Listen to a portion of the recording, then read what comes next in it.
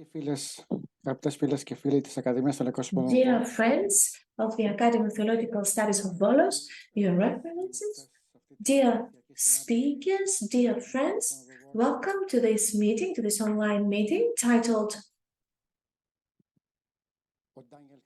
Storm Daniel Strikes Greece, Living in the Anthropocene and the Role of Church Today. Welcome. This meeting seeks to discuss issues from the everyday life on the aftermath of Daniel's storm 1.5 months ago in Volos and in Thessaly in general. This is why we have invited scientists from Greece and abroad in order to discuss and share their own point of view, and also discuss how can the society, and more specifically the church, respond to the requirements and the challenges of this era. Before starting the speech, I would like to give you some practical advice, instructions. This meeting will be recorded in order to be used for educational purposes. So, we have to respect the timeline. A second instruction is that after the speeches, we will have enough time for the participants to ask a question or discuss anything. You can either use the Q&A chat box or the chat. You can write your questions there in the chat box, or use the Q&A button in order to submit the question. I will read the questions and the speakers will answer accordingly. You can also choose the button raise hand, and after pushing this button, raising your digital hand, you will have the chance to speak and ask your questions. So there are 3 ways that you can interact and participate in the discussion. We have 2 guest speakers that will speak in English, and this is why we have interpretation. In front of you, there is a button, a globe with the interpretation, and you can choose one of those 2 languages. Should you have any problem, you can write in the chat box and we will be able to help you. Before giving the floor to His Eminence, I would like to say a few words about this meeting. We all know, especially those of us who live in Volos and in Thessaly, that in the beginning of September, an extreme weather phenomenon called Daniel affected the wider Eastern Mediterranean region, hitting with unprecedented severity, and for a period of at least 10 months, many of the countries in the region, such as Spain, Greece, Bulgaria, Turkey, and Libya. Now, when it comes to Thessaly and Volos, Storm Daniel caused a lot of destruction as the rain-flooded houses destroyed infrastructure, crops, and individual properties, even leading to the death of 17 people and hundreds of animals. Daniel was a phenomenon that is considered to have led to a certain reshaping of the geography of the region, greatly affecting the local and the national economy of our country. Something that we believe that it will be evident in the near future. Daniel, however, did not appear out of the blue. Global warming due to human activity has increased the intensity of the rainfall by 10 or even more times, turning entire land surfaces into lakes, bringing thus to the surface the insufficient maintenance of various local infrastructures, but also other factors that can turn this unprecedented weather phenomenon into a humanitarian disaster. So the question is, how could such critical events be interpreted in the light of the Anthropocene era? What are the specific measures that could be taken at the local, national, and global level, since Daniel has affected the Mediterranean region, but we can discuss it also as a case study. Which are the measures that could be taken for tackling extreme weather phenomena in the future? Which is the role of a local Orthodox diocese in the midst of this disaster? And how can the Church contribute, especially our Church, the Orthodox Church, to a paradigm shift in terms of the lifestyle, vision, and dealing with nature? And how can it contribute to the healing of the harms of the local community? So those are the questions that our speakers will try to answer and share their thoughts, and maybe why not propose some answers. This seminar is addressed to everyone who is living in Volos and in Thessaly, but also to the residents of all those areas that have been affected or will be affected by such phenomena. This is why we record it, because we want to use it as a case study for future cases. So we believe that it will be interesting not only for theologians and scientists, but even politicians and everyone who cares about safeguarding the environment. We don't say that we can give answers to everything. We don't have ready-made answers or easy answers to those extreme questions and challenges that we experience. On the first hand, we want to raise awareness and spread information about this issue. So, by starting this meeting, I would like to give the floor to His Eminence, the Metropolitan of Dimitriade Ignatius, who will speak on behalf of the local church. Your Eminence, you have the floor. Thank you so much for giving me the floor and for giving me this opportunity to address you through this modern medium. For those of you who don't live here, I would like to share that this is a day full of sunshine. Today is a day of festivity, because we celebrate the Day of the Angels. Today, we have a temperature of 26 degrees Celsius. This is quite uncommon, having such high temperatures in November. This is another indication that the climate change has arrived. It's something we constantly experience. Olive producers have already reached out to share their concerns about this year's yields. And the trees do not follow, are struggling to keep pace with the change in temperature and the climate. This is something additional that will have negative repercussions. Anyway, this was just an example. When it comes now to the Daniel storm, which we experienced last September, despite all the alerts and warnings, no one could have ever imagined the magnitude and extent of this phenomenon. The second rainfall was even heavier because the overall water volume that fell on our land was massive. And such a massive phenomenon, no matter where it happens, in Greece or elsewhere, will undoubtedly lead to problems and distractions. Seeing how things developed in the case where small or larger torrents received this rainfall, I really cannot see how someone could prevent this distraction. It was an overwhelming phenomenon, a huge phenomenon that generated problems.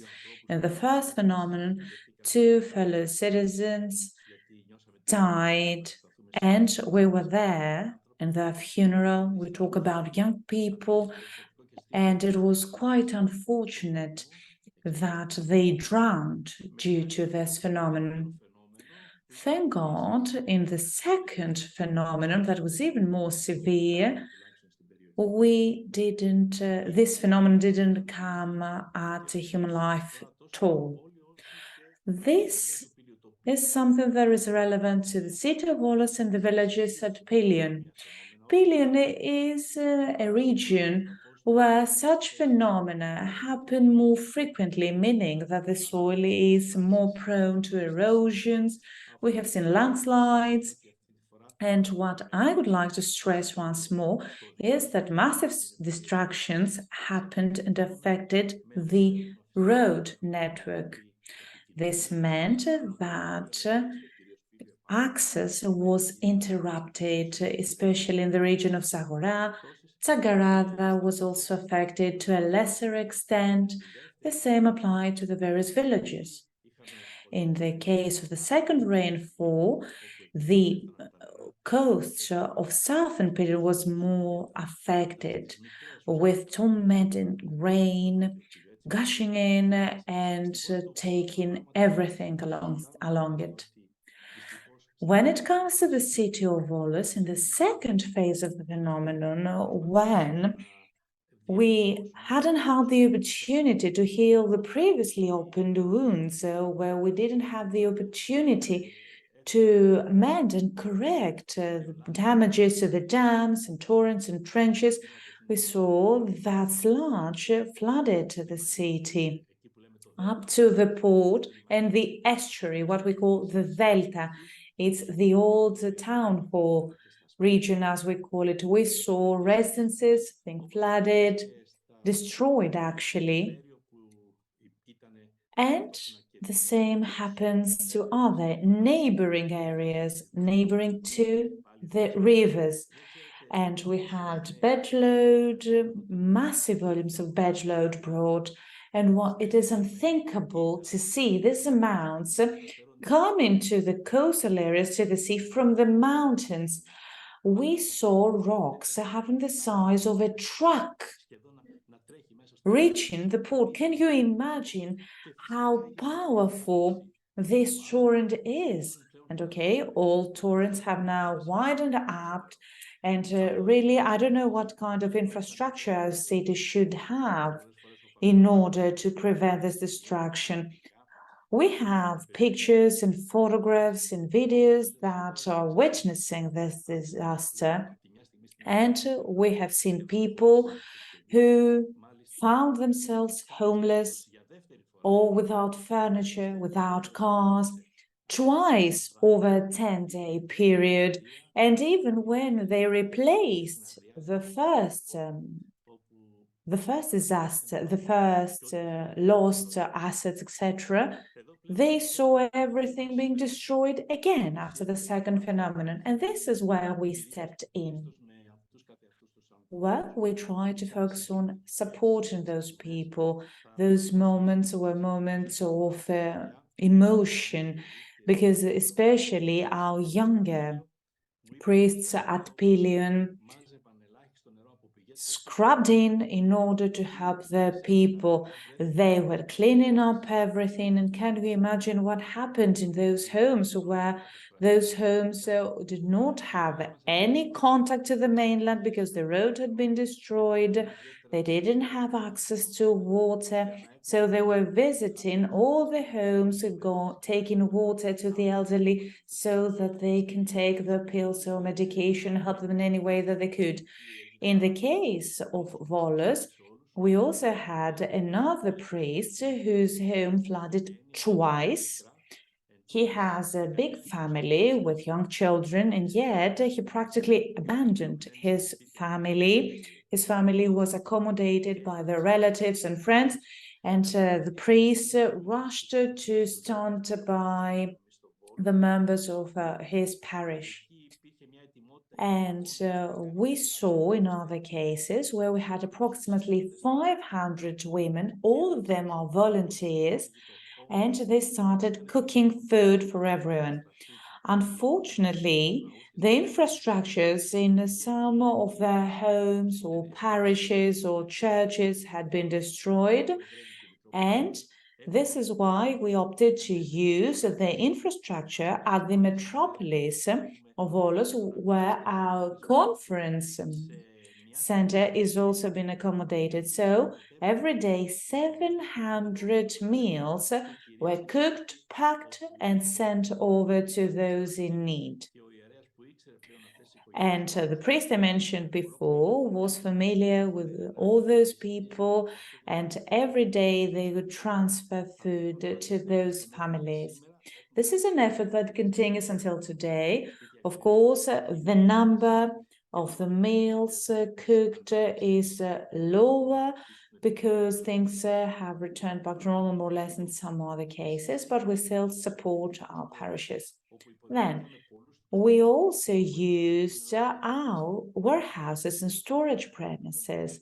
You know that for quite a long time, Volos did not have a water supply network, and this is where we saw the solidarity of all the metropolises all around Greece. Everyone sent support and aid, and we had the opportunity to store those goods and then forward them to those in need in order to fill the gaps where the gaps could not be filled by the state, the region, the municipality, or other organizations. Can we imagine that we sent bottled water even to villages of billion? And this is an effort that continues until today, because the problems have not been resolved or addressed completely.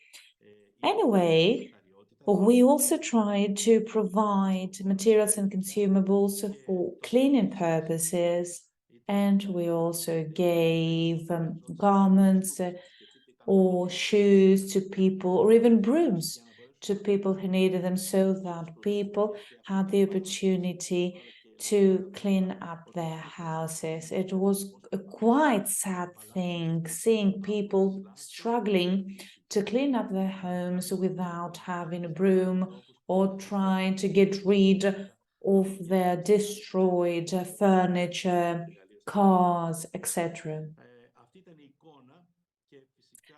This is what happened, more or less, and I would also like to share another incident.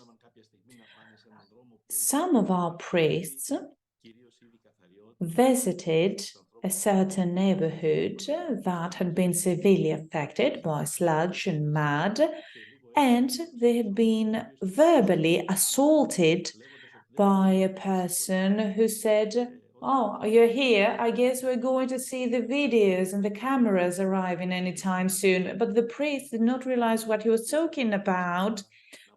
And over the discussion that followed, this miserable man explained to them that those priests were the first to arrive to help them without being accompanied by a camera to document their contribution. So there's also this negative aspect of contribution and assistance. We tried to be as discreet as possible. We didn't brag about our work and support. We just wanted to stand by the side of our people and fellow citizens. At this point, I would also like to mention how important the contribution of the non-Orthodox community of Volos was in this case. We have the evangelist community here at Volos, and many more people helped people who live elsewhere and came here in order to help in the cleaning processes. They cleaned up schools at the old Ports Authority area. And there was also another archive of the Secondary Education Directorate, and they helped us a lot. Given the huge amounts of bed loads and garbage, you do realize that the situation was unbearable, and yet those people picked up their sleeves and entered the schoolyard in order to clean up, and they all volunteered to do that twice. All that in the Christian spirit of solidarity and support to fellow citizens. I'd like to congratulate them and thank them publicly. This has been more or less what happened. We all realize that it's not easy to deal with such phenomena and cases. However, we grew stronger. We're now more mature. We're now wiser. We don't want to divide. We want to unite. We have already talked about the climate change, climate crisis. We have been struggling to raise awareness about this issue in the region today. You know how much we have tried through the various conferences in order to spread the word that we need to be respectful to the environment. And we try to educate and train our priests, especially dedicated and designed seminar is now being drafted in order to train people about how they can support emotionally those people, how God operates in those circumstances, how we can keep our hopes alive, and how we can be inspired and encouraged by our faith, and how we can experience this solidarity and support. And I have to say that those moments have been deeply moving. People who offered everything they could, metropolises that have supported us a lot. And in that way, we had the opportunity to support our people and even contribute to the restoration of damages in churches and residences. This is how things are. Of course, I hope that something like that will not be repeated anywhere in the world. And let's hope that this meeting today will give us a more comprehensive overview of the situation, see where we are heading to, and what's the future that will be in for our children and grandchildren, and how we need to realize our responsibility in order to mitigate the repercussions of what we call climate change. No need to bore with more details. Thank you so much for your time and your attention. I wish you good luck in today's discussion. Let's hope that we'll be able to draw fruitful conclusions. Thank you, Mr. Asproulis, for all your efforts to make all those voices heard. Father Amphilochius, thank you a lot. Thank you so much, because I know that you're doing the best you can in order to be able to live up to the expectations of our mandate, a mandate given to us by God. Thank you, Your Eminence. Your words are valuable, and the experiences that you have described showcase the responsibility of a local church leader and how he can lead his people in order to tackle the problems.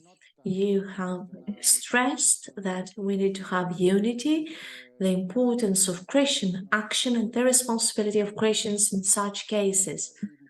And in my opinion, our diocese and the academy try always to showcase the importance of the believer, of Christians, to tackling climate change, and our actions always have a goal to raise awareness, but also to have specific measurable results.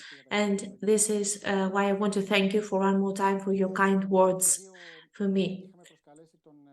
We had invited Dr. Dimitris Kouretas, who is the elected governor of Thessaly, to join us and to make an intervention.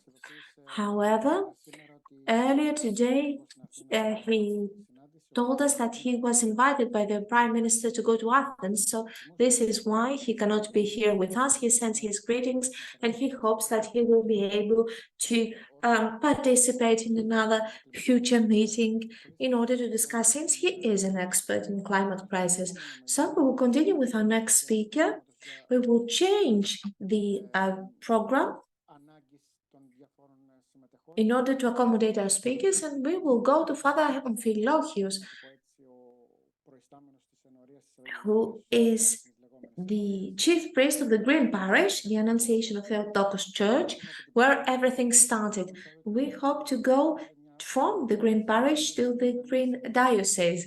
I think this would have a very important symbolic meaning, and because we want to propose a model that will be able to be copied all around Greece. Father Amphilochius, you have the floor.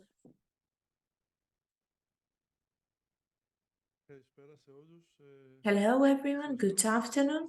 Your Eminence, dear participants, I would like to thank you for giving me this opportunity to participate in this online seminar on the occasion of this unfortunate event, the storm Daniel, that struck Greece and especially our area. And as it was described by His Eminence, was indeed a big disaster that affected our area. And we have all understood it, experienced it. how things can change when it comes to the environment and our lives. There are a few voices that say that the extreme weather phenomena were a thing of the past. In my opinion, and the older people can help us understand that now those extreme weather phenomena are not a rare occasion, but they happen quite often. I will try to contribute to this meeting and to this discussion by sharing our experience. As you have said, we have the Green Parish, and I would like to share with you on how we can see the future. His Eminence described what happened and stressed the actions of the Church on the aftermath of those disasters. We try to always to be solidary and try to heal the wounds. Each time, the church community cannot be indifferent to the pain of our people, and we do, of course, we practice that on a daily basis. The church always helps to healing the wounds and to activate and motivate all Christians and non-Christians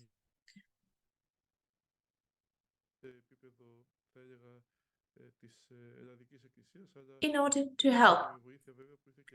Of course, we have received aid not only from the Greek Church, but also from other churches.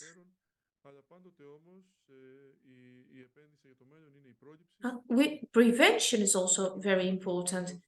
What can we do in order to mitigate the effects of future extreme weather phenomena? Because it is almost certain, and the experts can say that something like Daniel may happen again in the future.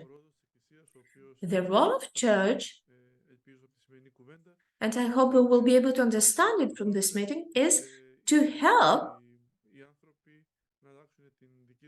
people change their mentality, change their behavior, and help as much as it is possible to mitigate the effects of future phenomena for our lives.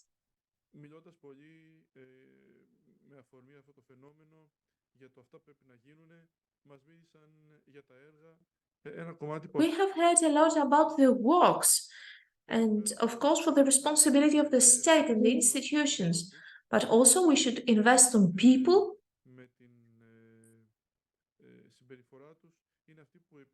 since people with their behavior can affect the development of this problem, of the ecological crisis or climate crisis, if you wish. And this is where religion comes into play, since religion affects people, how it can contribute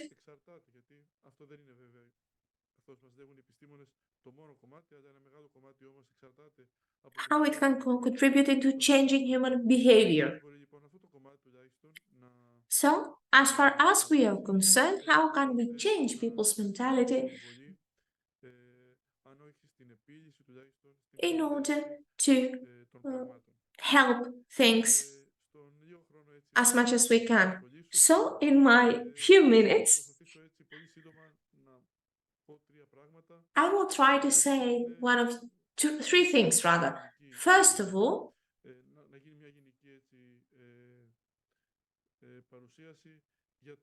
I will try to speak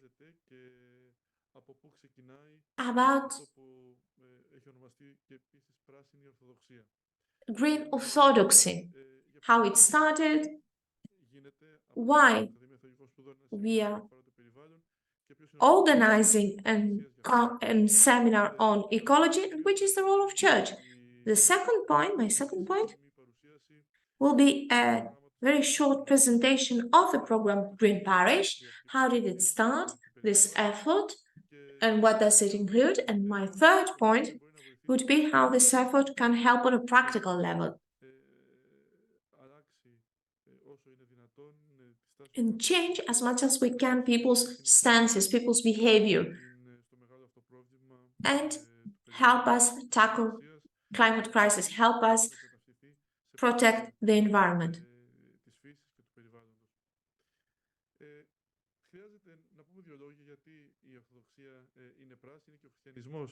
Why is Christianity ecological? Why is Christianity and Orthodoxy green? This is not self-evident for all Christians, and a lot of people ask themselves, why does the church concern itself with the environment?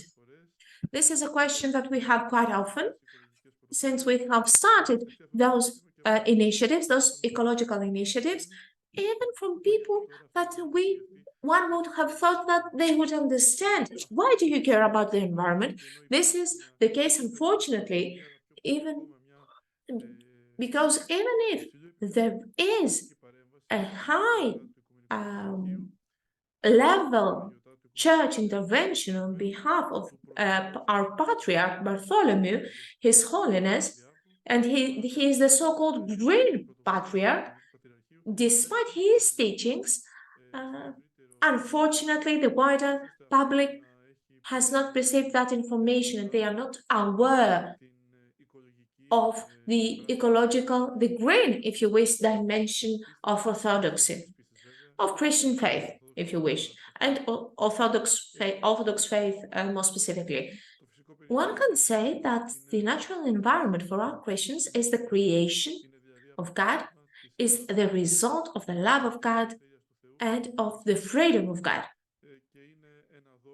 And it is a gift, a present, that was given to us by God to His most perfect creature, human beings.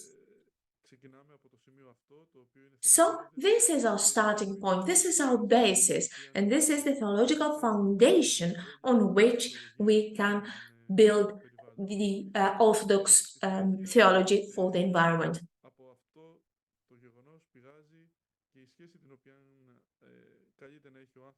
And this is why people should have a good relationship with the environment, and this relationship should be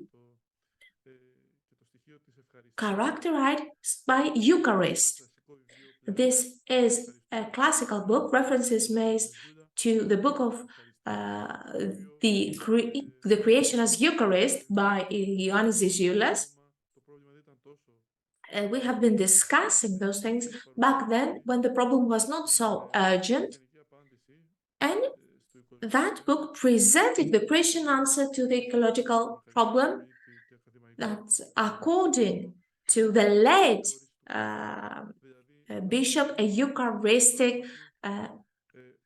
vision of the world. So people should respect and protect the environment, and by doing that, they are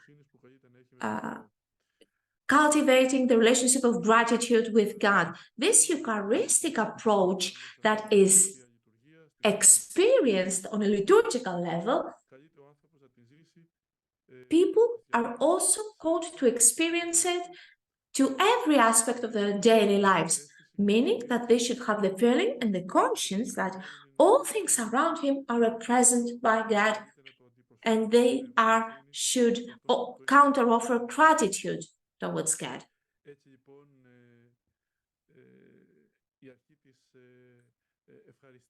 So, the principle of Eucharist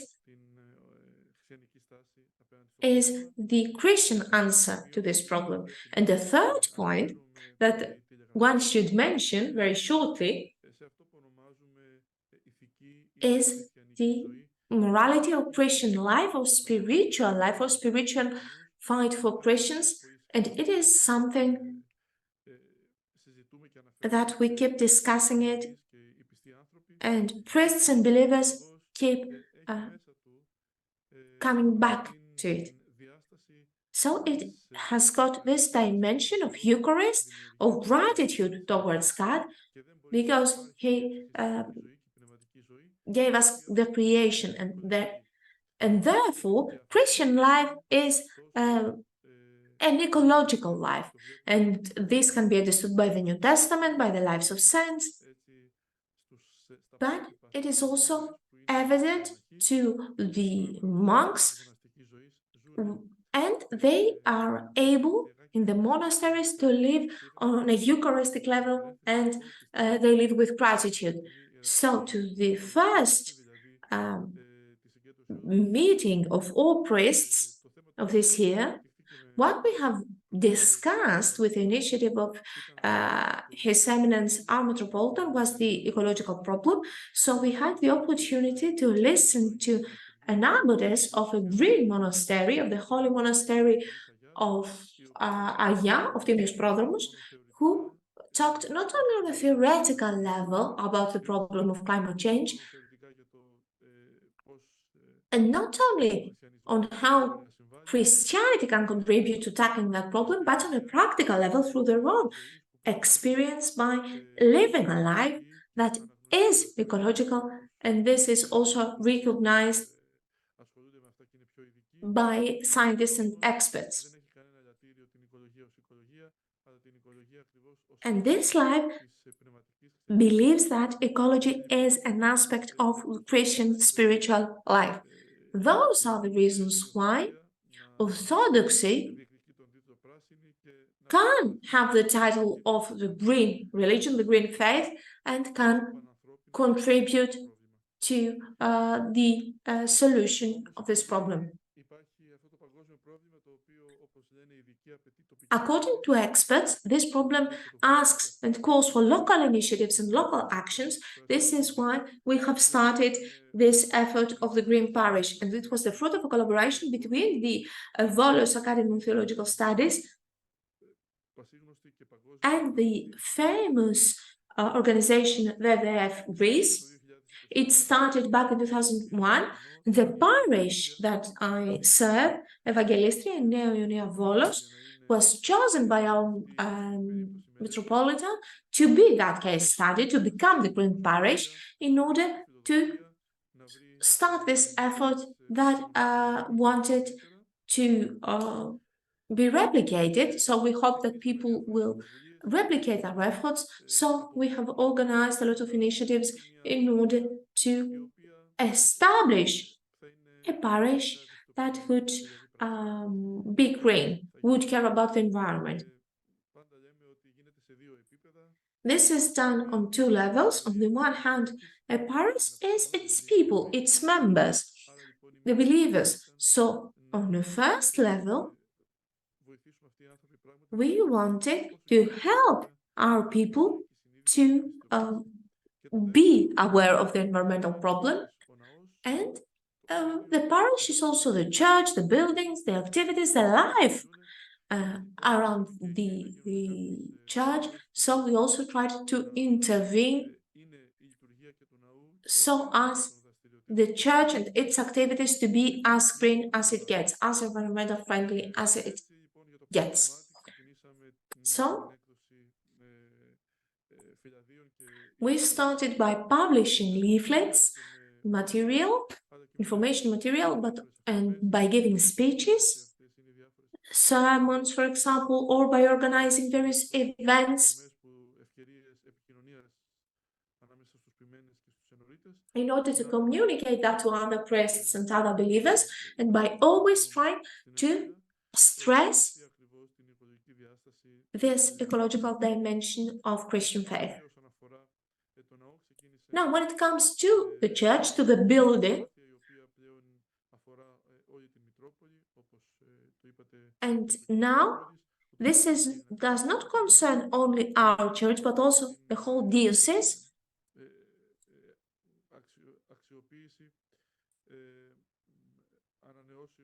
We try to use renewable energy sources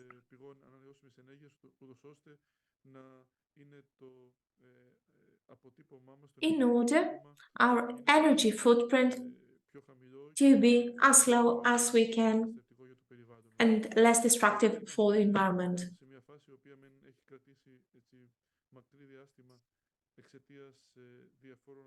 Our efforts have lasted long due to some red tape issues. Mr. Colliers is part of the panel who knows our efforts and has helped us a lot with this direction. But right now we are at a good point since the energy community or the renewable energy community of the Diocese of the Metropolis of Dimitrias has been established, and we hope that we will be able to install our own solar park that will be able to produce the energy that we use in our churches. And that, of course, will be very important. I don't want to bore you with a lot of details.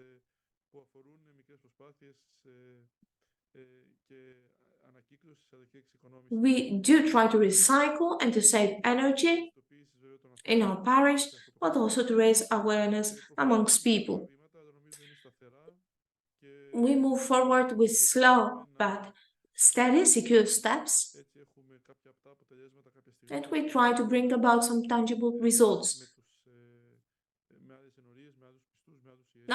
Then we can share those good practices with our parishes, with our priests, in order to disseminate this effort and to bring about better results on a larger scale. Now, I will talk about what we can do in order to stop those extreme weather phenomena. A parish alone or a person alone cannot save the world or change the situation. However, we keep stressing that its effort is very useful and is very important and can bring about measurable results.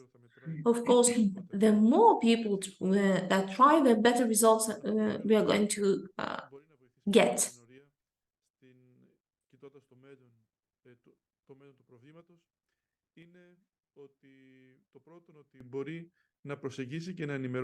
A green parish can raise awareness and inform an audience that usually does not concern themselves with the climate crisis, with the environmental issue. Our believers, the people that come to church and practice Christian religion, may be sensitive, but may not also be. This audience, one would say, that does not frequent groups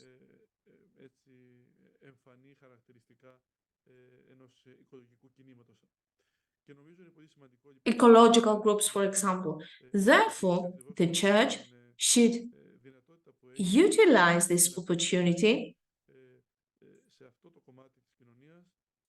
and try and address this part of the society in order to inform them and raise awareness.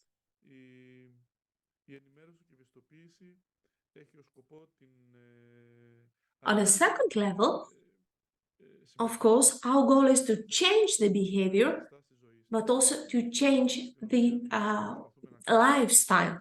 And this is what we try to do in our green parish. We try to urge people, to nudge them and convince them that they should change not only their habits, but adopt a different lifestyle and a different point of view. By adopting circular economy is nothing more than living with less gluttony and more solidarity. So more temperance is not only a Christian but also an ecological value. We try to combine the values of ecology with Christian life because we believe that they can go hand to hand and they are almost the same. So we want to change the way of life of our believers, of our parishioners, and implement the Christian faith and to their relationship with the environment and the objects that they use in their daily lives.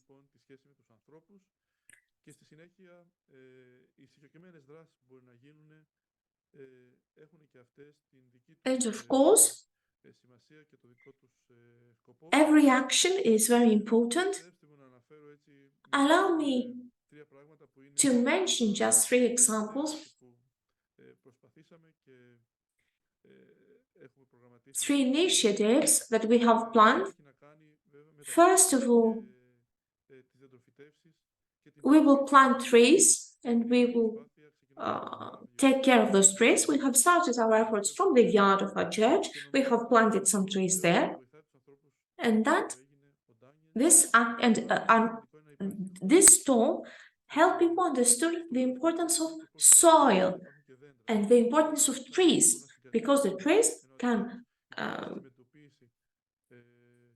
retain water, and on the other hand, cities with only built environment cannot help us tackle those kind of phenomena. So we want to focus on tree planting. And I want to say that we have invited students of a sustainable high school in Volos, and we try to take care of the trees along with the students that come to the Sunday school of our parish. We try to motivate young people. We work together with the scouts and with the schools of our parish. And this is very important because kids should adopt this lifestyle. It is much more easy for kids. I would also like to mention something more, something that, from what I have read, is now becoming a growing trend abroad, where we have rooftops of various buildings being transformed into green spaces. And we are trying to replicate this example. So we have transformed a rooftop of an adjacent building to the church. We aspire to create a green space there, something that will serve as a paradigm that others can replicate. And experts insist on the importance of this endeavor and how impactful that is in terms of the environment and the mindset of the society.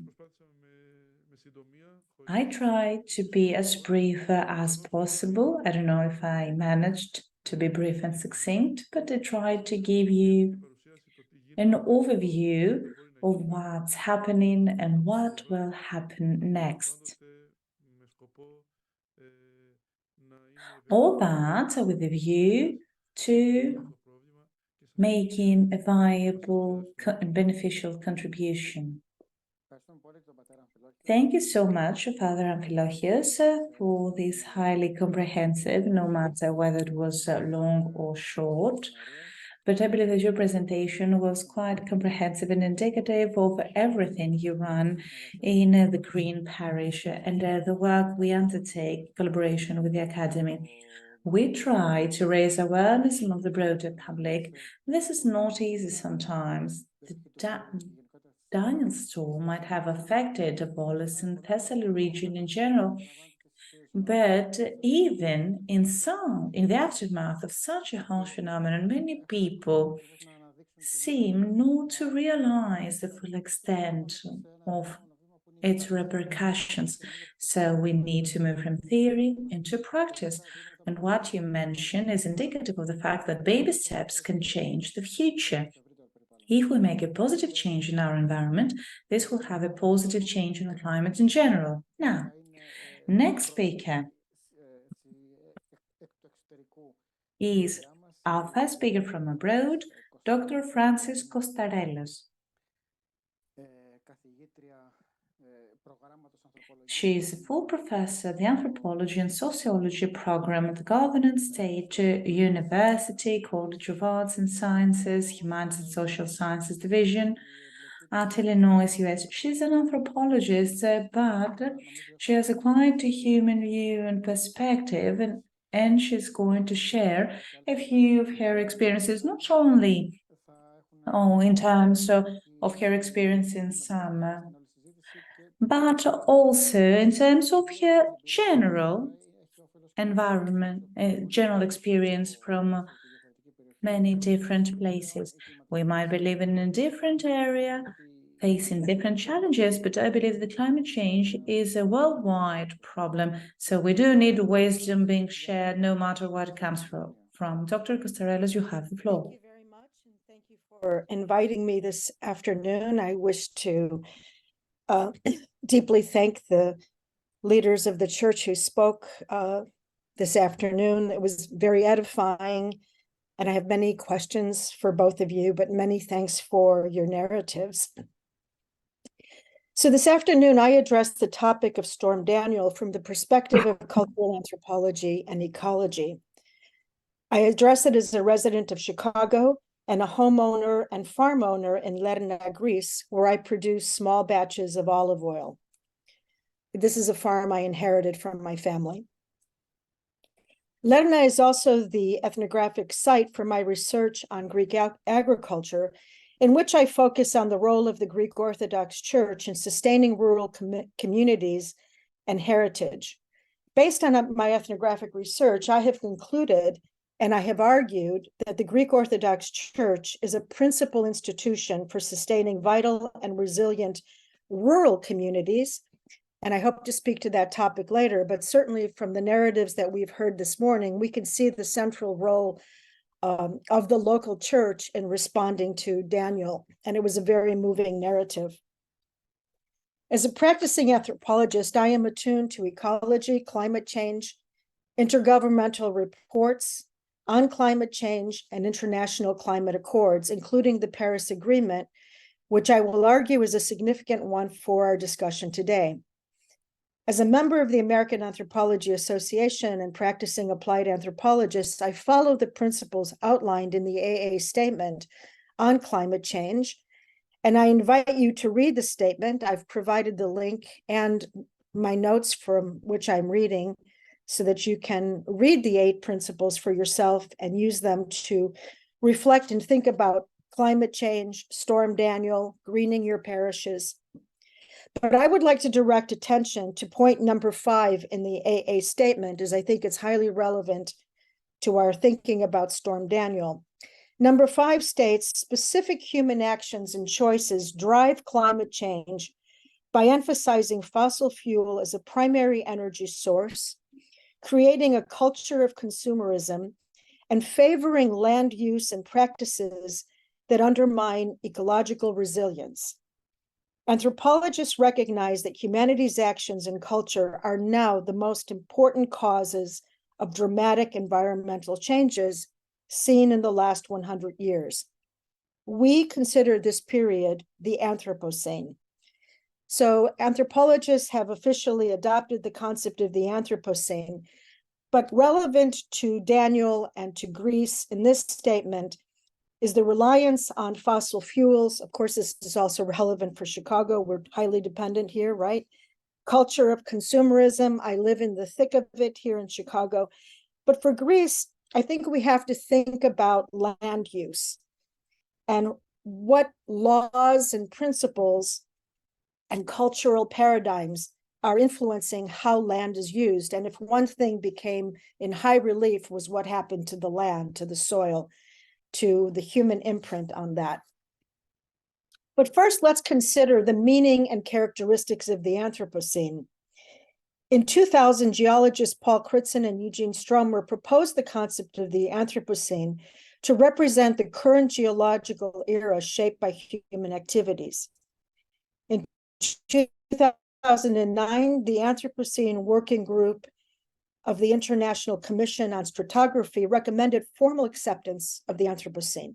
Characteristics of the Anthropocene epoch include biodiversity loss, increasing temperatures across the globe, increasing levels of carbon dioxide in the atmosphere, ocean acidification, rising sea levels giving way to wildfires, flooding, droughts, heat waves, and the destruction of human settlements and ecosystems, and climate refugees. While geologists continue to debate the concept of the Anthropocene and when it began, Scholars from multiple disciplines, including religious study, have recognized and applied the concept of the Anthropocene in their work on climate change. Among the scholars who accept the Anthropocene, I agree with those who argue that the Industrial Revolution, driven by capitalism since the 1800s, along with the dawn of the nuclear age and use of nuclear weapons in the 1940s, marked the start of the Anthropocene. In the AA statement, the stress is on the role of human actions and choices that rely on fossil fuel as a primary energy source, on consumerism and land use. In Storm Daniel, we have witnessed these phenomenon, but we also have witnessed our responsibility as civically engaged citizens concerned about global warming and climate events in the aftermath of the catastrophe. So Daniel is exposing or laying bare our complicity with fossil fuel, our complicity with consumer capitalism, and even our thoughtlessness about political leaders around the globe throw around the threat of nuclear weapons and just kind of wipe it out. But living in the Anthropocene requires us to listen very deeply when we hear these things. In July and August, just ahead of Storm Daniel, Greece, along with Southern Europe, experienced repeated record-breaking heat waves with temperatures soaring in the 40s. This lasted for days and nights. I wasn't in Greece in July, but I was in contact with neighbors in Greece and my family, and they constantly said, we get no relief at night. Very important point. Along with the unending and scorching heat, wildfires followed in Greece, Spain, and Portugal, leading to chaotic evacuations of entire villages. So I watched the Greek news daily, and I witnessed the evacuation of villages and the destruction to roads that as early as July, because I had the privilege of being with you in Volos, I had seen and been on firsthand. On the heels of the environmental calamities related to the heat and wildfires, Storm Daniel strikes Libya, taking out thousands of lives and entire settlements before hitting Thessaly and Volos. With Daniel, residents of Thessaly and Volos experienced the climate calamities. Scientists have argued, based on scientific evidence, that global warming resulting from fossil fuels is heating up the planet and triggering climate events, including droughts, excessive heat, wildfires, floods, etc. News reports on the impact of Daniel on Greek agriculture, livestock, the economy, the restoration of infrastructure, and the resettlement of individuals and families displaced by Daniel are inconclusive. And I want to pause on this point because I daily concern myself with climate news as it affects the United States, the globe, and Greece in particular for obvious reasons. And it's very hard as a person who needs data to get data. So of course I rely on the media that my neighbors rely on, Greece, Sky News, Open, Edit. I've never been able to figure out Greek newspapers. I can read Greek well enough, but the Greek press leaves me wanting. So it's very hard to get data. And I'm also working with a graduate student, a Greek person who is helping me on another related project, trying to understand the history of the environmental movement in Greece. I don't think there was an environmental movement. I don't know. Trying to help me understand political discourse, cultural discourse with wider projects that I'm working on. And we're kind of left holding the bag, which I think is an important point, the inconclusive nature of having good data.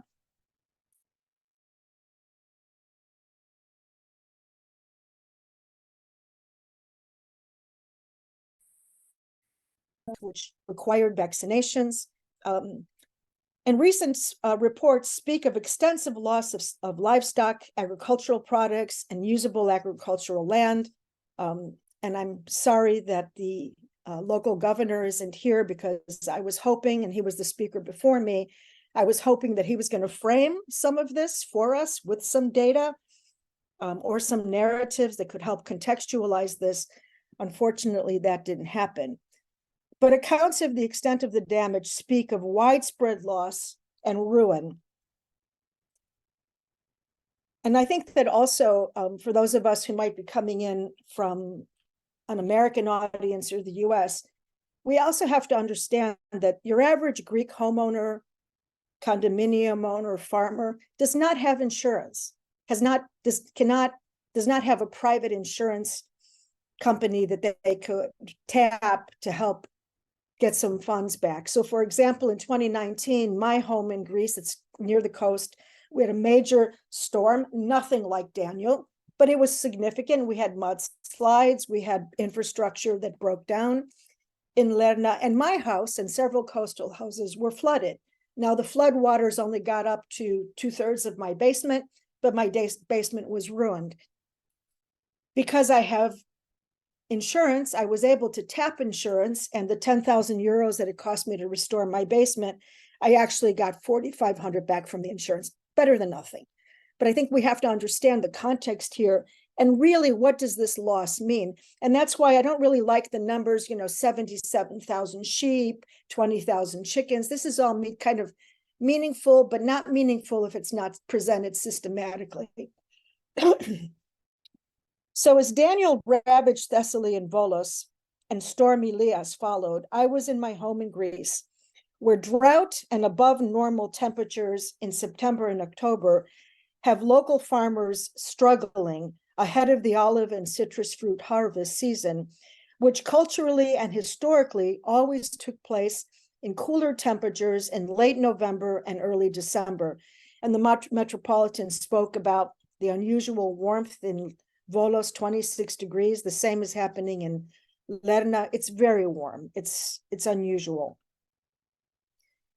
So in the light of the devastating climate news from Thessaly and Volos, we in Lerna were fortunate this time around.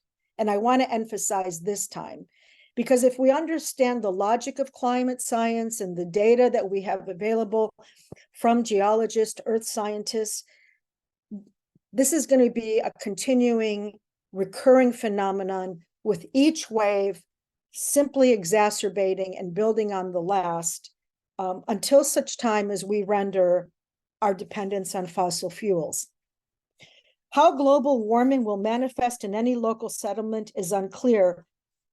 We know that temperatures are rising. We have witnessed the floods, the climate change, the refugees across the globe.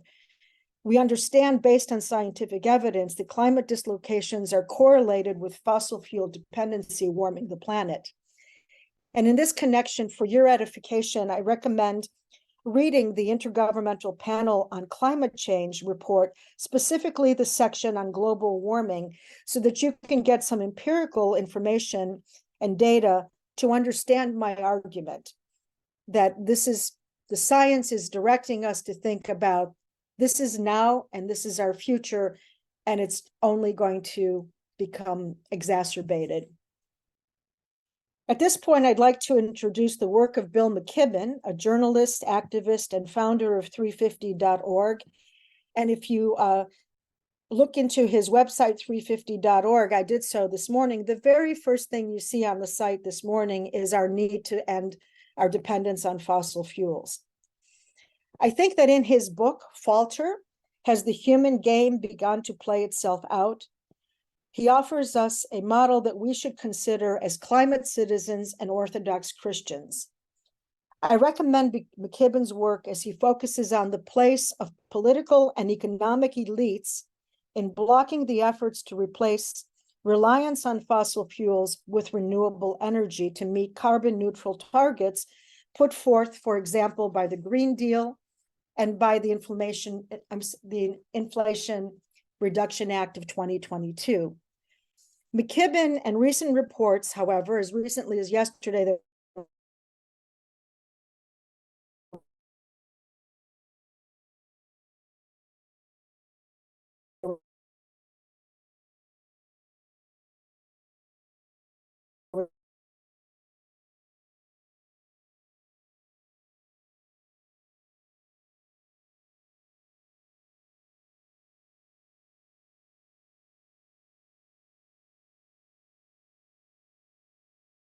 stay hopeful and point a way forward that really tackles our dependence on fossil fuels. Now, doing so, as McKibben outlines in the book, is a really difficult task because, at least in the States, you have very powerful lobbies funded by the Koch brothers who are doing everything in their power, including funding the elections of political leaders, and this would include Donald Trump, who negated the Paris Accords, who support their campaigns and put them into office. It's a formidable political opposition. The Orthodox Church is rich in theological and liturgical practices that speak to caring for creation. And I think that there's better authority here than me to speak to the theological claims. But as a practicing Orthodox Christian, especially in the village where I participate in the life of the church and the doors are open and you hear the liturgy and you hear these words that do indeed invoke material culture and resources that we depend on: light, water, photosynthesis. We don't use the word photosynthesis, but all of these things that are part of the creation, and indeed call us and remind us of our vocation to care for creation.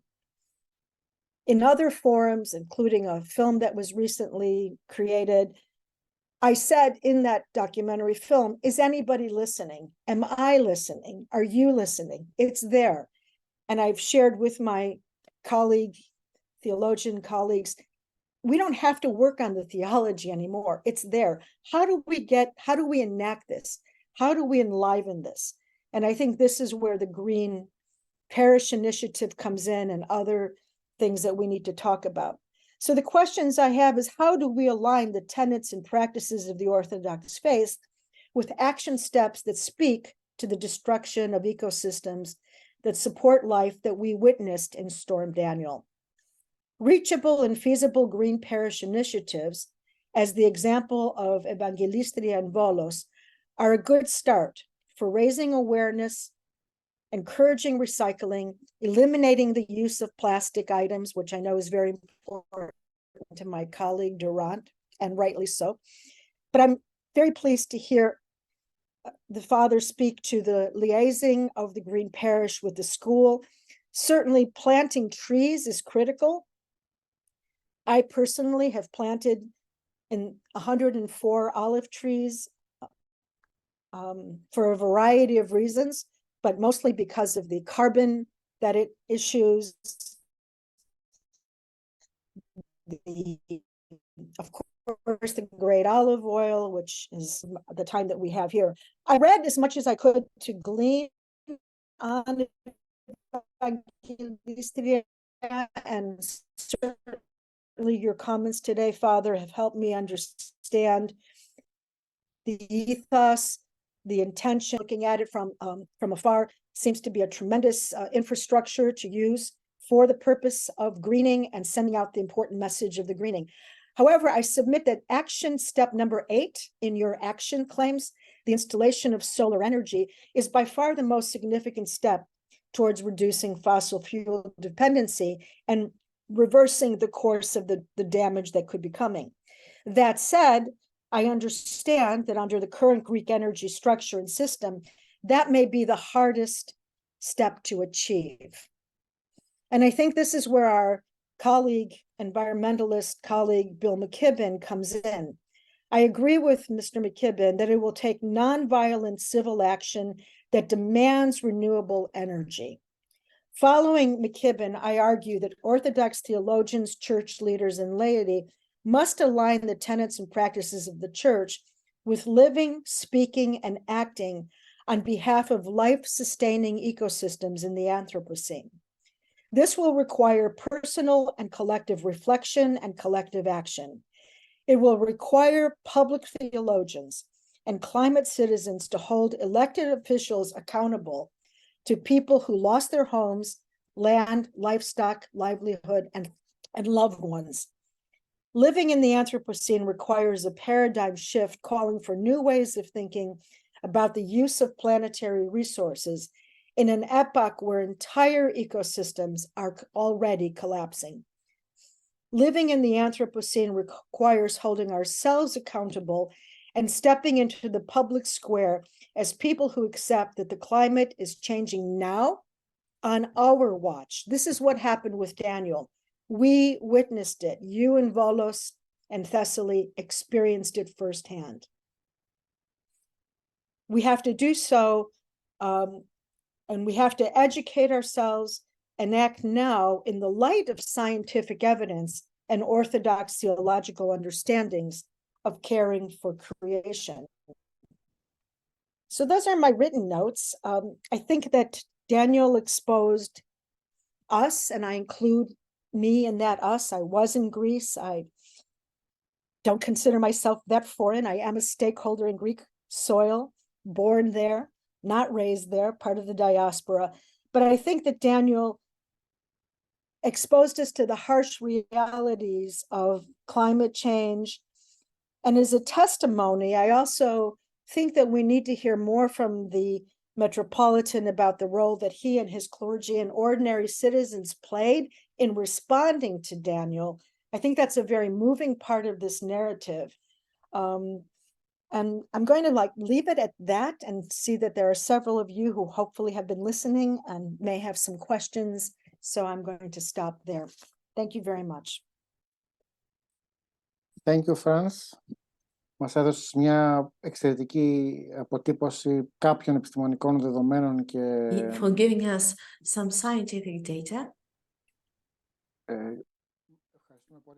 So thank you very much for your valuable contribution and for sharing us your experience and also for sharing some scientific data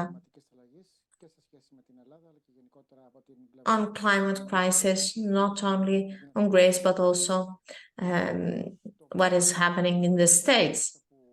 So, how we are going to put into action, this is, I think, is the question.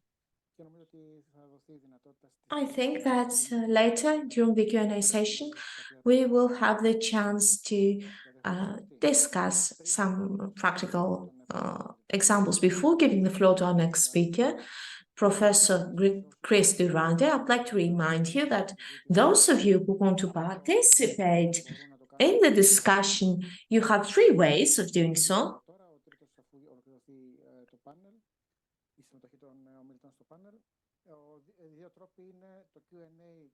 First of all, you can use the Q&A button and the chat button. You can see those 2 choices in the bar in front of you.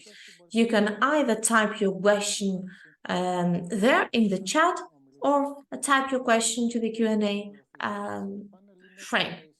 Or after the speeches, you can raise your digital hand and take the floor in order to intervene live.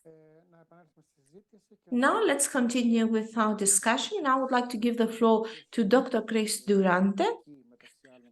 Among others, he also has got a Greek heritage. He is a cosmopolitan and he is an associate professor, the theology department of the St. Peter's University in the United States. He is focusing on the ecological crisis, and he also is focusing on economy and how it affects our decisions and the way that we live our lives. Dear Chris, you have the floor. Thank you, Dr. Sproulis, Simvasmiotate, my fellow panelists, the Volos team, and everybody who's attending as a participant to watch. Thank you for coming. I will jump right into my presentation here. I hope everyone can see this. Yes, wonderful. I'd like to frame this speaking as an ethicist who does eco-theology as well. I do applied ethics, so I hope to touch on some of the applied aspects towards the end of my talk. I want to open and reinforce something that we just heard from Fran, that the Anthropocene and the ecological crises we face have really started to besiege humanity with industrialization and intensification of capitalism, as well as our reliance on not only fossil fuels, but consumerism as our driving lifestyle. This alters significantly land use, which I will address later on. I want to just open as well with the idea here that we're not just looking at global warming or climate change, which is really global heating now. This is one of many aspects of the ecological crisis that are all interconnected and interdependent. There's mass extinction and biodiversity loss, pollution, deforestation and desertification, ocean acidification and water depletion, as well as the exploitation of humans and animals. These things are all interrelated. And that's why our green patriarch, the Father Amphilolochios, mentioned earlier, as early as 1997, coined the term ecological sin. And he said for humans to cause species to become extinct and to, well, I won't read the whole quote, but as you can see, he speaks to extinction, to pollution, to cause changes in the climate, destroying wetlands and forests. All of these things are sins. But how do we ecologically sin if there's no moral laws in the Bible or our canons of the church saying don't do these things? Well, the idea of sin as amartia in the Greek tradition is to miss the mark, right? That's what it literally means. Sin is a failure to live close to God. It's failure to live according to our purpose. And at least part of our purpose as humanity is to be stewards of the earth. We are called to do this in Genesis, right? Not to have dominion in the sense of being domineering or in the sense of domination, but in the sense of having responsibility for our domain, our home, our ecos, to see creation as our home and to look at it as something that we should steward and care for and tend to help flourish. This is what we're called to do in the Bible itself. So I'd like us to think about sin or amartia, not so much as breaching laws, but as missing the mark of excellence, missing the mark of living in accordance with our purpose. To this end, Patriarch Bartholomew has, sorry, is my screen still sharing? Something happened here. Yes? Can you still see my screen? Okay, sorry. Sorry about that. Patriarch Bartholomew said that the ecological crisis constitutes an expression of a general moral crisis. This is because the root cause of our environmental sin lies in our self-centeredness and our mistaken order of values that we inherit and we accept without any critical evaluation. This is extremely important. This is extremely important because oftentimes we are wrapped up in a global economic and cultural system that pushes individualism and enforces values that we've inherited for generations now, and we live by those values rather than by the values of our faith traditions. In this case, the faith tradition being Greek Orthodox Christianity. What are some of those mistaken values? To name a few, they're anthropocentrism, atomism, the myth of progress, and prosperity as abundance. Anthropocentrism, which has become characteristic and ushered in really the Anthropocene, means that we're the only ones who matter. We've become human-centric. We view nature as separate from us, is part of what atomism says. We view ourselves as separate from other humans in our community. Taking these two together means we need to see our interdependence on other humans, a communitarian view with other humans, which the church teaches, but also see ourselves as interdependent with the rest of creation. We are creatures, a creaturely existence. And to stop viewing nature as something that needs to be tamed, controlled, subjugated. As you see, we can be tamed, controlled, and subjugated when nature hits with a storm like Daniel.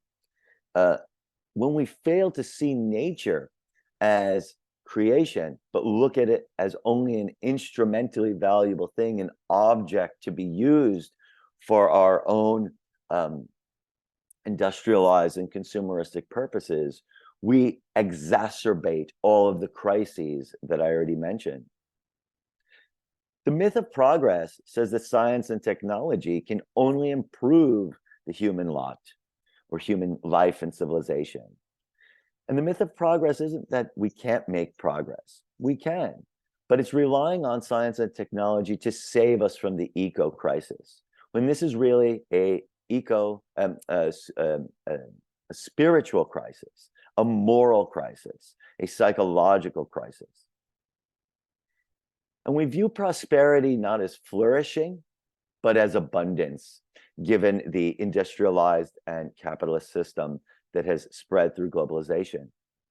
Looking at prosperity as abundance means we focus on quantity rather than quality of life. These things need to be overcome.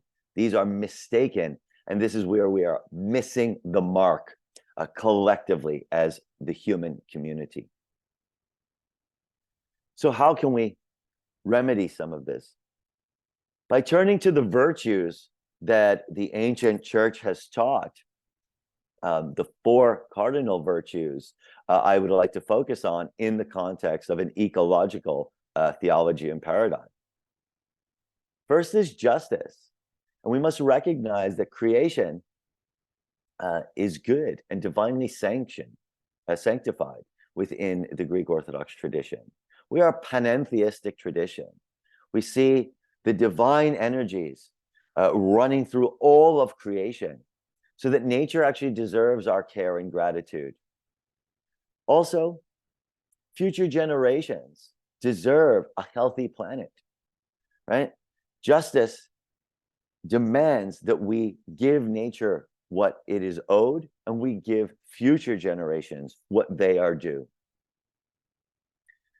Prudence is about sound understanding, phronesis.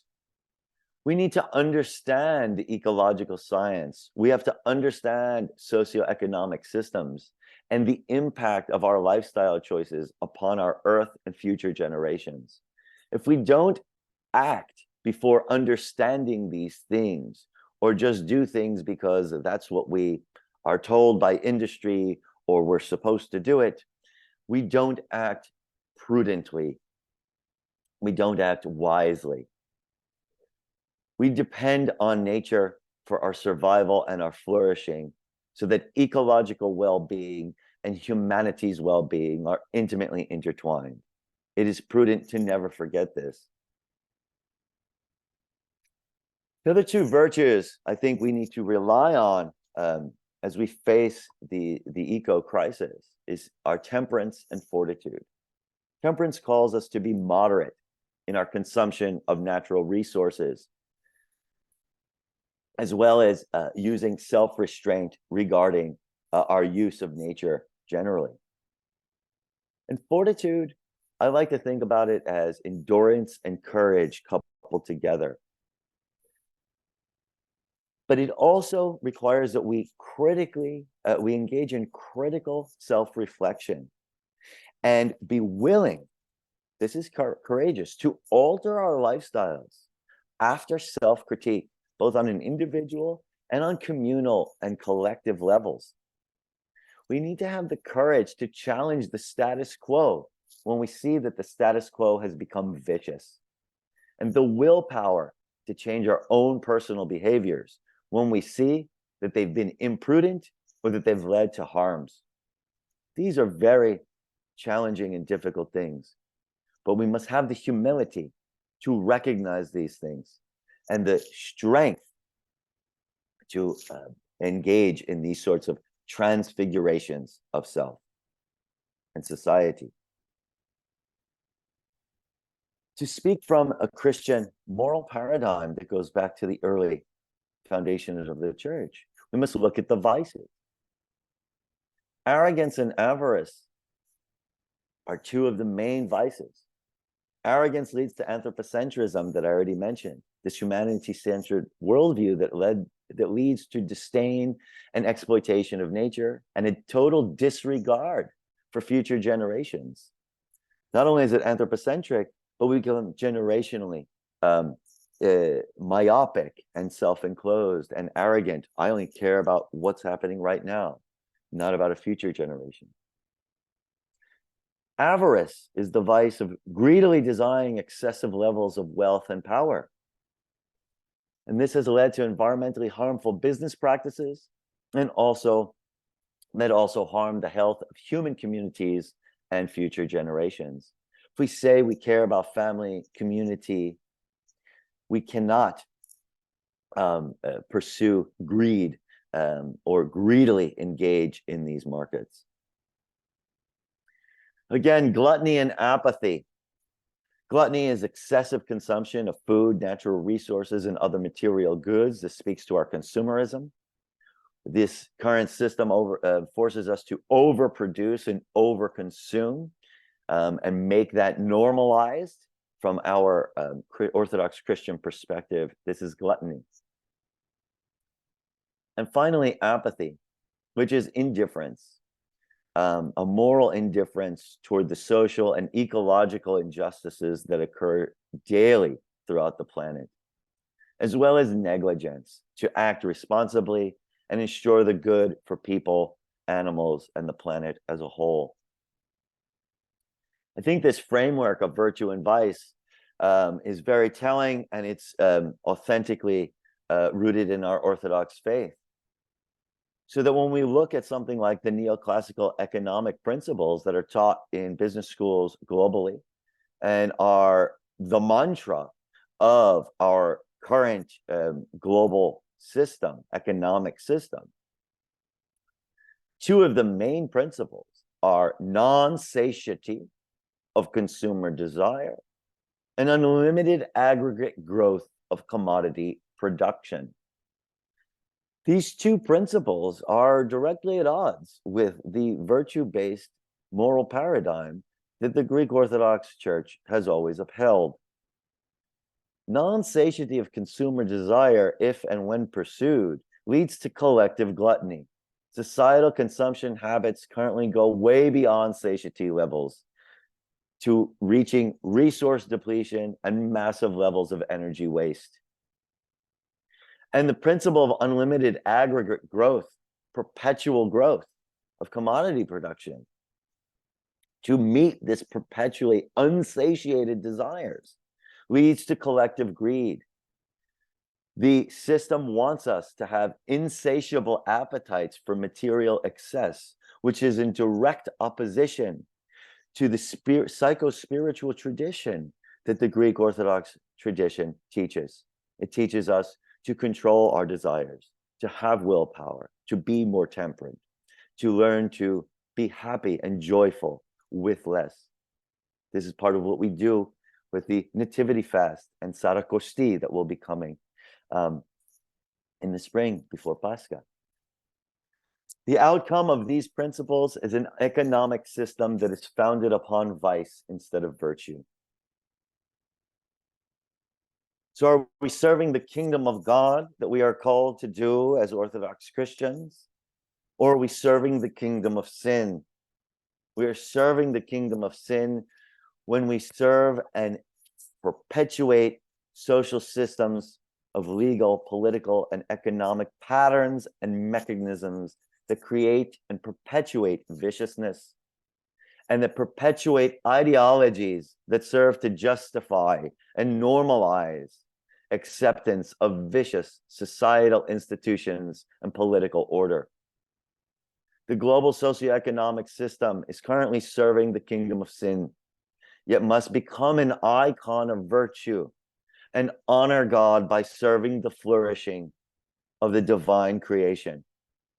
We can transfigure ourselves and our system that we created. People speak about markets as if they have a life of their own.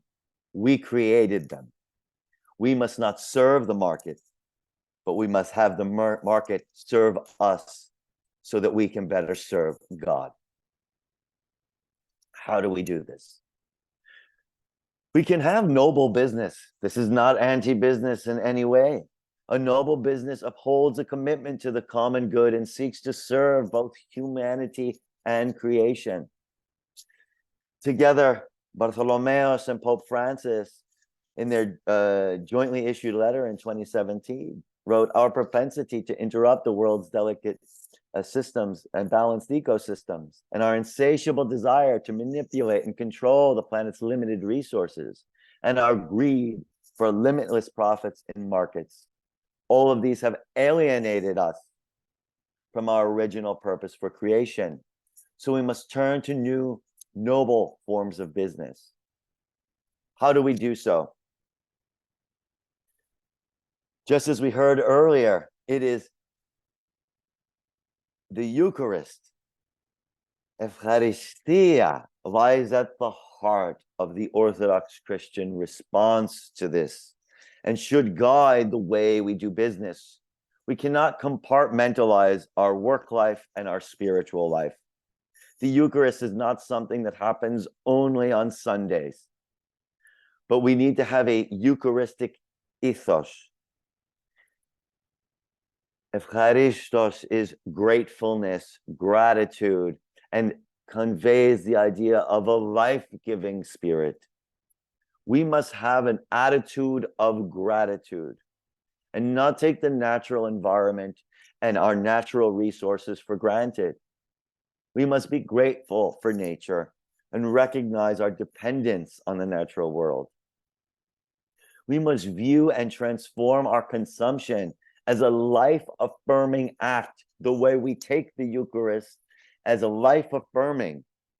All of our activities in our daily life should strive to be life-affirming, especially our consumption. And we must maintain an appreciation of the living energies and living systems that make our life and our flourishing possible by seeking to replenish ecological vitality rather than destructively devour natural creation as we avail ourselves of the fruits of this creation. We must recognize that this creation is not only a gift from God, but that creation itself gives us gifts. We need to be grateful not only to God, but towards creation, towards nature, for nature's natural diakonia, or ecosystem services. And here is a wheel that shows many of them. We got our medicines from, many of them come from the rainforests and other natural environments. Our food, climate regulation comes from biodiversity. And having biodiverse oceans and other land-based ecosystems is important to mitigate storms like Daniel and regulate atmospheric aerosol levels and other aspects of our planetary system. I won't go through all of them, but as we heard about agriculture, soil formation, all of these things need to be taken into consideration. We need to be thankful for them. So how can the church then help transform this socioeconomic order or transfigure our life within our ecological reality? As we already saw, Volos and the Thessaly region have enacted the Green Parish Initiative, which is imperative, and I hope it can be a model as well as expand itself. Church properties can be converted into sources of renewable energy production, storage, and distribution. Not only can solar panels be put on church buildings and church land, which we've seen, but batteries can be put there. And eventually, all of these church properties can be linked up in a larger decentralized system to create a localized web of energy generation and storage that can be shared in a distributed, decentralized regional model. This is very important because decentralized models or on distributed systems are far more resilient. So if you have one solar field and that gets destroyed by a storm, it's done. But if there's different sort of solar, small solar farms, as well as solar on different buildings that are linked up in network, it's a more resilient energy system. So this maximizes then the community's energy sovereignty, and it minimizes waste of energy, because when the batteries are shared and a network is created, energy that isn't used by one area can be shared with another within the distributed network. The church can be at the forefront of this transfiguration. To connect energy, which we'll hear in the next to what we just heard about agriculture, the church properties can be used to support diversification and localization of sustainable agricultural and aquacultural production and distribution. The church should be supporting different modes of farming that don't rely on monocultural fields. Here in the United States, I'm sitting in New York, we have fields of wheat and corn, but monocultures kill soil health. They defertilize soil.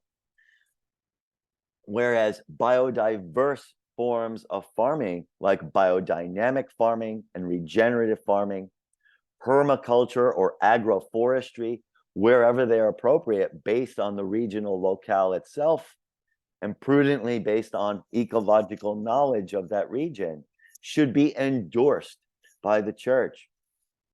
These methods of farming require far less energy inputs, and they produce yields of diverse foods so that local communities become less reliant on food imports from other regions. But there's diverse types of foods to meet nutritional and distribution needs locally.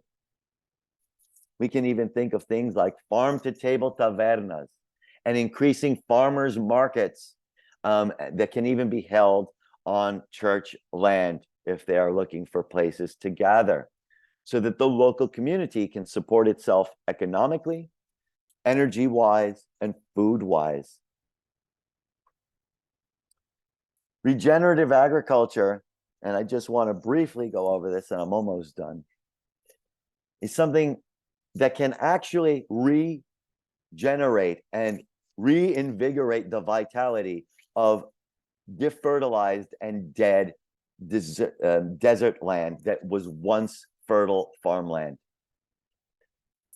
If you watch documentaries on regenerative agriculture, places that have died can no longer produce, come back to life, have this is an agricultural anastasy that can be performed with regenerative farming. It always includes biodiversity, crop rotation. Many of these things are part of the more traditional styles of farming that were practiced thousands of years ago. Integrated livestock, low or no till systems, and minimal to no chemical inputs. All of these sorts of things can revitalize an area as well as increase the diversity of food, capture carbon, and mitigate climate change, and increase resiliency when there are storms and other climate disasters. One crop might die, but other crops might be more resilient, so no one will starve. So food localism and energy sovereignty that the church can help usher in, the church is already helping to usher in, are so important, because other than this speaks to the practical levels. Other than the theological reasons we heard, this increases accessibility to food and energy for everyone in the community. It increases empowerment and recognition, can cultivate local knowledge and skills required to develop and sustain collaborative food and energy production systems, always that are attuned to the particulars of a unique location, a region. There's stewardship and sustainability to design and manage food and energy systems that protect nature and that remain renewable for future generations to come. And it increases self-sufficiency and self-determination so that local communities like Lerna or Volos or Pampilio do not become beholden to multinational corporations. It reduces exploitative practices by those seeking just to maximize profits greedily. And it helps enable underrepresented local communities to take control of their own ecological destiny. Thank you very much. I hope I didn't go over time. Ευχαριστούμε πολύ τον Chris Durante. Ήταν περιεκτικότατη η παρουσίαση I που would like έκανε. to thank Chris Durante because it's a highly comprehensive presentation. He described the contexts within which phenomena such as Daniel are being born, or the reasons that lead to the manifestation of those phenomena, and also presented things that have to do with agriculture, the economy, and all those things can adopt an orthodox perspective. So you do realize that he has given us quite much food for thought, an idea about how we can reinvigorate and regenerate a destroyed area. Now, the last speaker for today is a technocrat, actually a good friend of mine and an energy expert who is also going to share his perspectives about the need to revisit our way of understanding and how energy can become a tool in order to tackle climate crisis and ensure the regeneration of destroyed areas. Dimitris Kollias is an energy expert and right now is an advisor to the Deputy Minister of Environment and Energy. Dimitris, you have the floor. Hello, everyone. Thank you very much, Mr. Asproulis. I would also like to thank the Academy for this honoring invitation to be a speaker in today's webinar. And of course, it's wonderful that we have the opportunity to collaborate in the Green Parish and Green Monastery, Green Diocese project. In that way, we will be able to contribute as much as we can in order to get the optimal results. Your contribution is much appreciated and critical. Thank you. Now, I would like to share my presentation now. Can you see that? Yes, we can.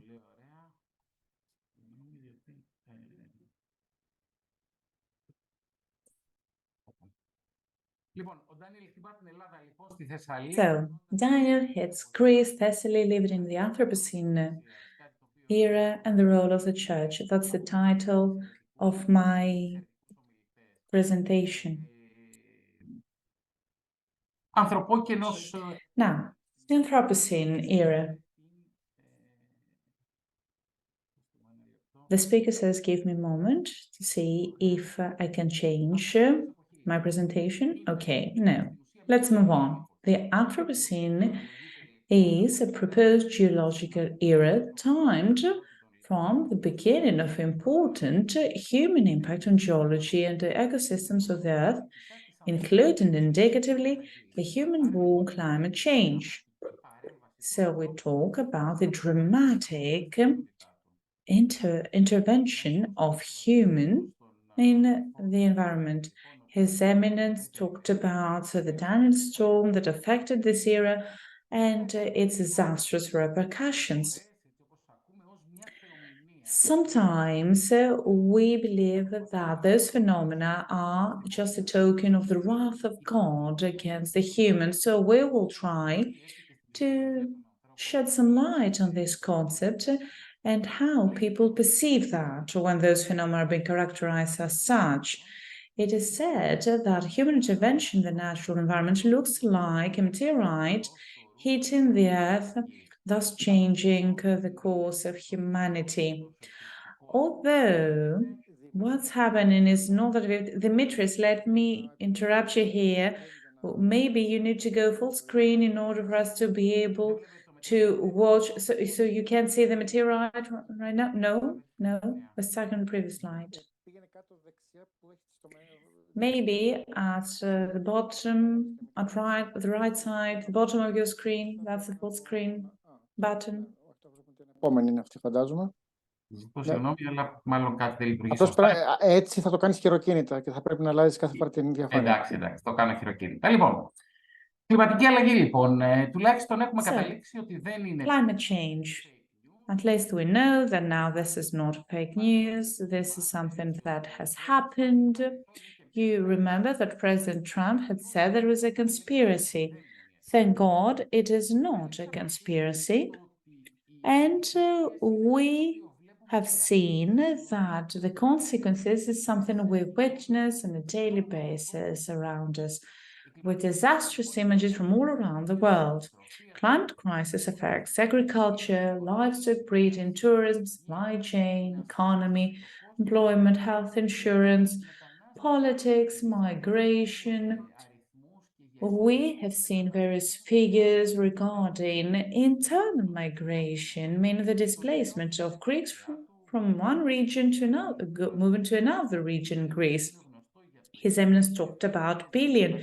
Pelion is well known about and famous about its springs, water springs. It is unthinkable having Pelion without a water supply. We do realize that climate crisis also entails geopolitical dimensions because it brings forward inequalities, injustices, it creates conflict, social automation, it affects and impacts on human rights, democracy, and creates problems of ethics, health, and survival. However, the climate crisis is above all a crisis of values. This means that we are now in a vicious circle. We have lost our values. Human has lost its value, and therefore things on the planet keep deteriorating. So we realize that there's no plan B for our planet because there's no planet B. If we go back to our ancestors, Aristotle had talked about common good, about ethics, and good living well. And of course, he talked about it in another sense, rather than the one perceived today. Now, the Greens. They were the ones that had revolted in order to complain about all those things. They had talked about ethics and environmental management.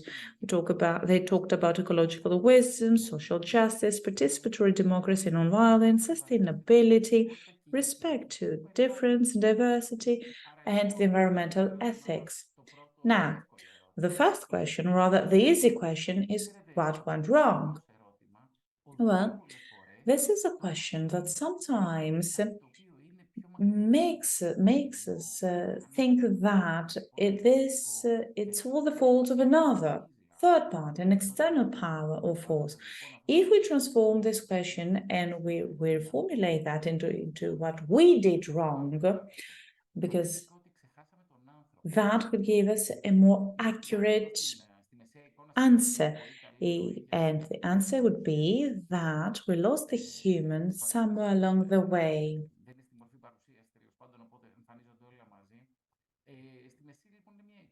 So in the middle, you can see a picture of the Sphinx asking the question she asked to all citizens of Thebes. The answer was very simple. The answer was the human. This is what we left out. This is what got lost in the way. So we developed a super consumerism development model We considered that that was the growth model, and being able to buy things was considered to build the ultimate freedom. But then we end up realizing that this is what enslaved us more and more. Alongside the climate crisis, we also experience now an energy crisis that has been affecting us over the past years. And of course, the need to make this green transition, the need to generate our own power, to eliminate our reliance on fossil fuels, and therefore the generation of the valuable, the longed-for energy needs to come from the abundant sunshine and wind that we enjoy in our country, thus limiting our environmental footprint. Now, Katharine newspaper ran a poll about who's responsible for the climate change, and we saw an unexpected answer. Sometimes it is easy to put the blame on someone else, blaming others for that. However, we had 65% of people asked saying that everyone is to blame for the climate change. So we're all accountable. It's either something that has to do with the lifestyle, our mindset, or anything else. However, if we look in the picture on the right side, everyone wants to change, but no one wants to change because there's something that gets them outside their comfort zone. However, climate change is something that can be managed only through the green transition. And of course, environmental education is key.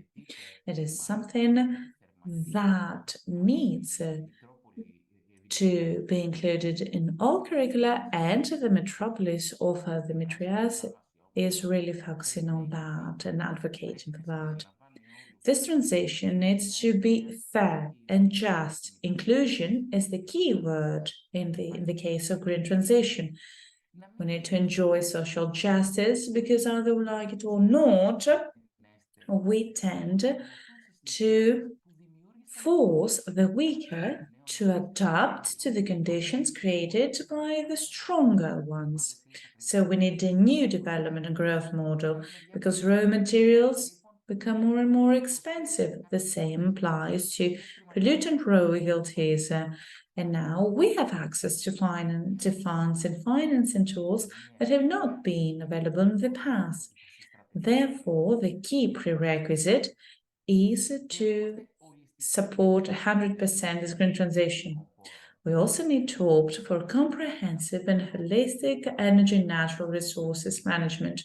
Recycling, circular economy need to move forward and be supported. We need to opt for the decarbonization. We need to opt for rational and streamlined water use. We need to opt for electromobility because electricity is inextricably linked to mobility and, of course, heat and cool in our homes. And we also need to care for the weaker, those who are considered to be vulnerable energy-wise. So we do realize that this is very important. So we have to make this transition. However, the society needs to be on our side. We need to have them on board this endeavor. How are we going to do that? Well, a tool that is available to European level, I believe that is also present in the United States. We talk about the energy communities. Energy communities ensure that everyone is involved. People might think that what is happening is not relevant to them, or that they're not to be blamed about that or to be held accountable because it has to do with greater interest, etc. Now everyone can make a contribution. So this is a way in order to better manage this environmental issue. Everyone needs to be involved, and this can be achieved through the creation of an energy community.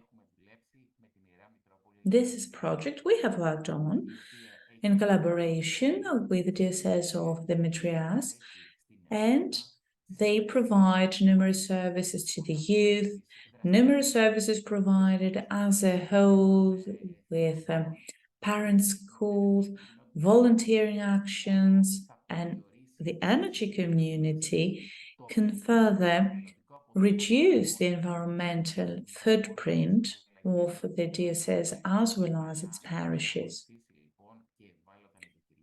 And this can also support the vulnerable households. Now, energy participation, energy inclusion is what we need, because we can no longer afford being indifferent, disregarding this crisis of values that is currently happening, because we live in states that do not advocate or support human rights, practices that have led to even worse practices, and this is what has created the vicious circle we have found ourselves in. So we need to train and educate ourselves, others. We need to ensure the active participation of everyone for the consumption and production of green energy. We need to reinforce the resilience and reduce the energy-related vulnerability. Over the past years, another issue has emerged: how we can heat our homes, how we can have enough food. Those are questions that are unthinkable if we need to talk about civilized, developed world. We need to stand up with actual and realistic proposals. We need to be demanding not only towards our leaders, but also to ourselves and the others. And therefore, we need to switch from the vicious to the virtuous circle. And this calls for spiritual and intellectual leadership. So today, we are experiencing a perma-crisis situation, meaning permanent and consecutive crisis. New things have been brought forward, meaning that we need new tools. Those are things that we witness in the environment, the society, the economy. We need to revisit our prediction and prevention plans. We need to have them updated so that they are more effective and mitigate their repercussions in the natural, financial, and social environment. We need to drastically reduce the greenhouse gas emissions and, of course, meet the goal for zero greenhouse gas emissions by 2030, thanks to decarbonization, maximization of all areas, forms, and an energy balance. We need to adapt to climate change. And those adaptation and resilience development measures have to do with natural and human ecosystems that have been created on the basis of the vulnerability assessments and evaluations. On top of all, we need to ensure the resilience of individuals, structures, society, economies, in order to safeguard social cohesion. If we don't ensure that, we won't be able then to build bridges able to resist the groundbreaking and overwhelming phenomena we were faced with 2 months ago. We can organize ourselves in order to constantly keep in mind that in another manifestation of climate crisis, a disaster might happen. So we need to protect both our infrastructure and our people.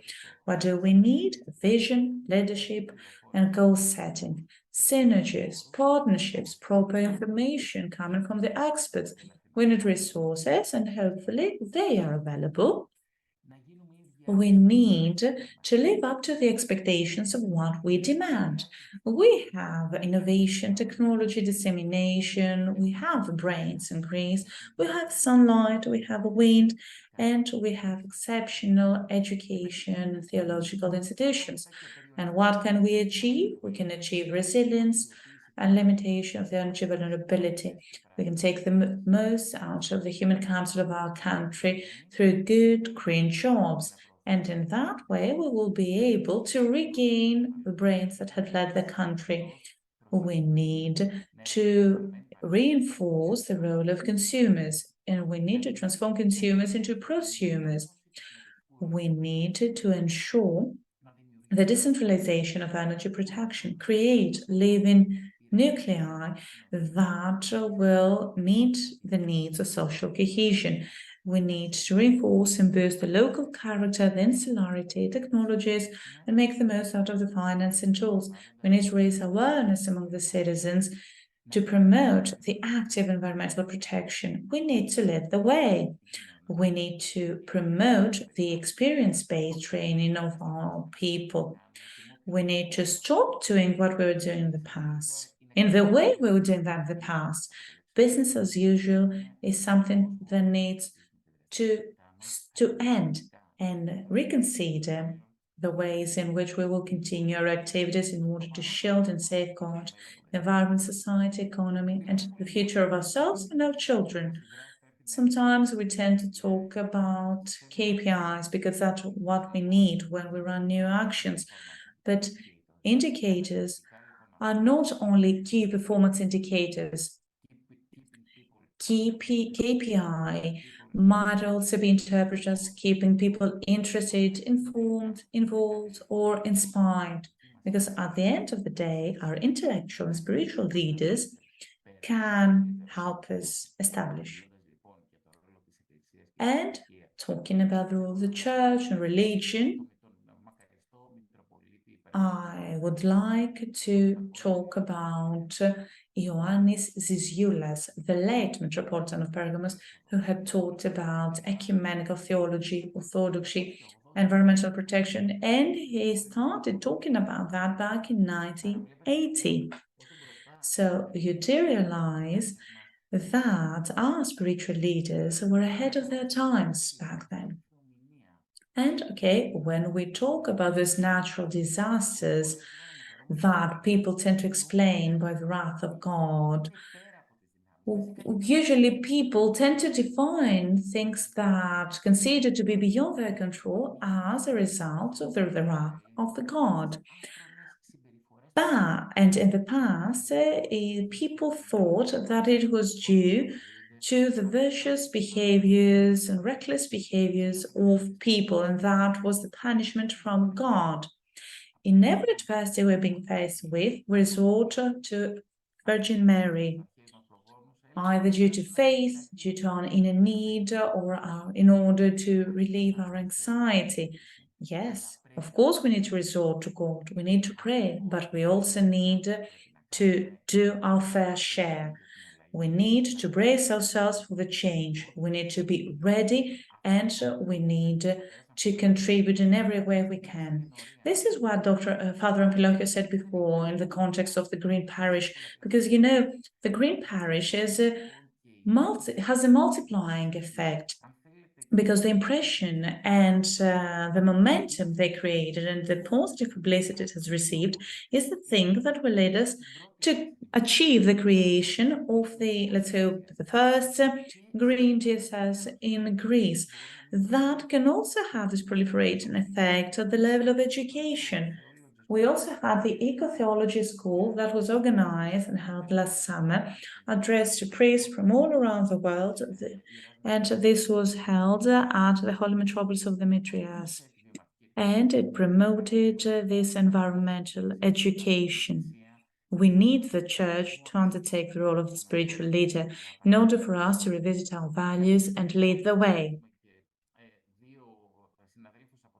And we have two fellow panelists from the States. Let's remember what Barack Obama had said.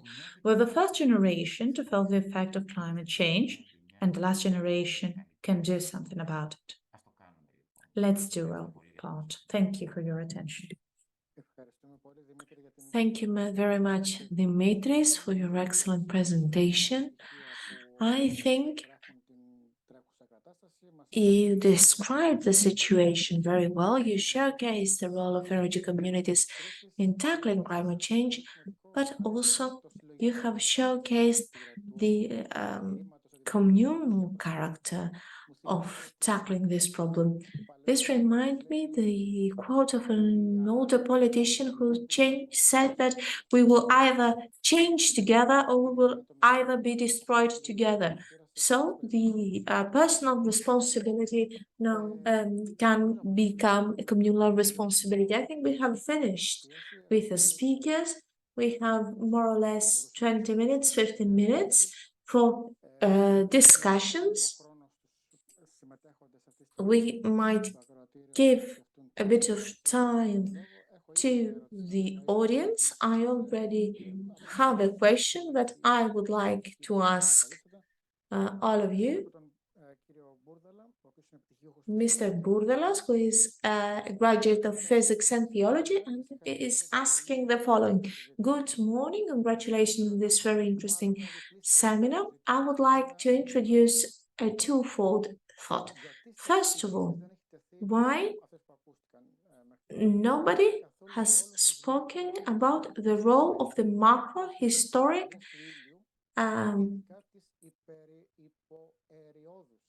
role of the sun. This, of course, is done by the companies that promote solar panels. The second question is, as we have heard, the role of technology when it comes to the role of capitalism. And I agree that technology has helped capitalism. So should we not distinguish the role of humans from consumers to the role of the big companies?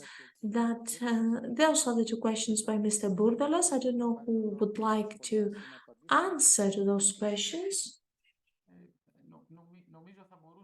In my opinion, I think I could contribute.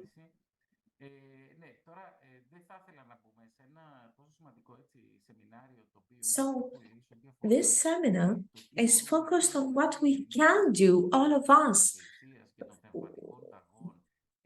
on behalf of the church into tackling climate change. I would say that it would not be good to discuss technical details of technologies of renewable sources. I would just say, since I'm an expert, I'm a professional on energy, that it is certain that technologies of renewable sources are the ones that can help us mitigate the carbon footprint and coming from fossil fuels. And moreover, this is what gives our country an important added value, since in Greece we have plenty of sun and plenty of wind. And we don't want to start a polemics about windmills and which is the best location. I am sure, and I agree that we shouldn't install windmills in protected areas. Our goal is to install them when the wind capacity is important, meaning that it's good to do an investment there. So we should make use of capitalism and its financing tools, and on the other hand, to mitigate the use of fossil fuels. The phenomena are really sometimes cannot really be managed. It's like a nightmare. I don't know if we can keep discussing if we should do such a thing or not. Thank you, Dimitris. Maybe someone else that would like to make a comment or respond to that comment before going to another question? I would like to share an experience about this issue that 2 summers ago, I went on a tavern on the mountainous area of Evia, and the owner asked me to sign a paper against windmills that they destroy the environment, they push away tourists. This tavern and other taverns were built next to a stream on the mountain. We don't know where the waste goes and the garbage from that small restaurant goes. And at the same time, we don't want to have windmills on a specific place on the mountain that, of course, does not reduce tourism or cause any serious damage to the environment, but of course they contribute a lot into producing energy from renewable sources. This is just an example to understand the difficulties of local communities and each one of us to change our mentality and change our way of life. And the question that I would like to ask to all of you is the following. Could you please describe a situation with specific characteristics? Specific actions should be taken, initiatives should be undertaken in order to tackle or climate change, to reverse, let's say, the course of climate change. Despite that, we can see that there is resistance on behalf of a lot of people, scientists, politicians, or representatives of companies or other stakeholders. Despite they experience the same situation, they deny and they fight back by saying that there is no climate change whatsoever and that it is a natural phenomenon.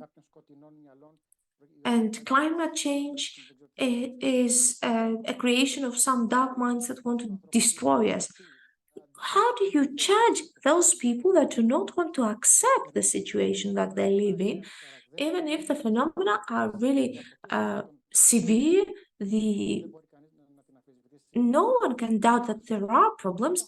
Nevertheless, there are still people that deny that there is climate change. I would like your opinion as experts. Why do you believe that there is such phenomenon? Still, people do not accept the existing situation and they don't want to react, they don't want to change.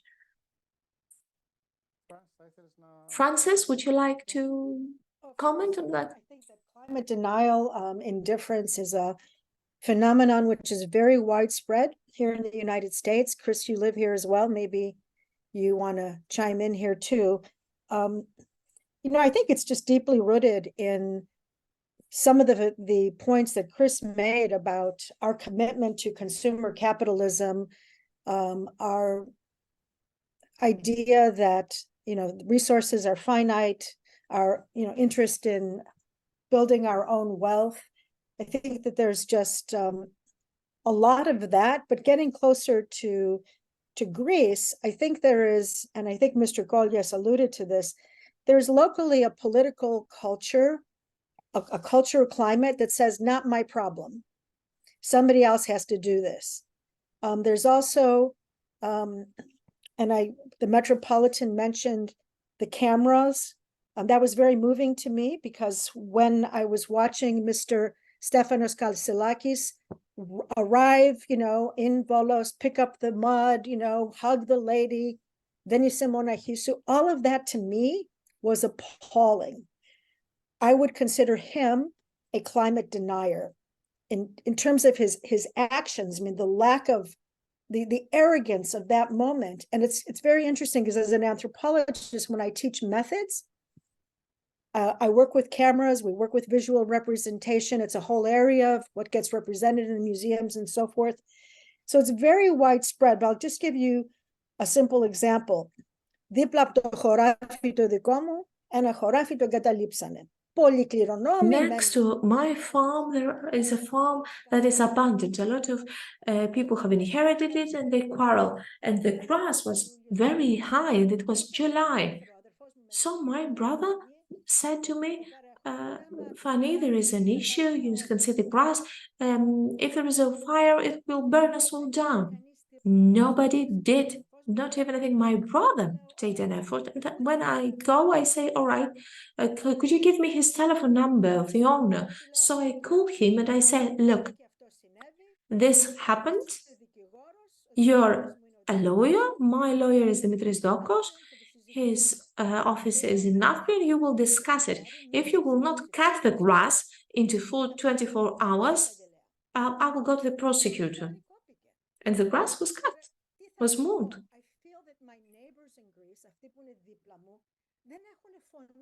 I feel that my neighbors don't have a voice. Someone has stolen their voice.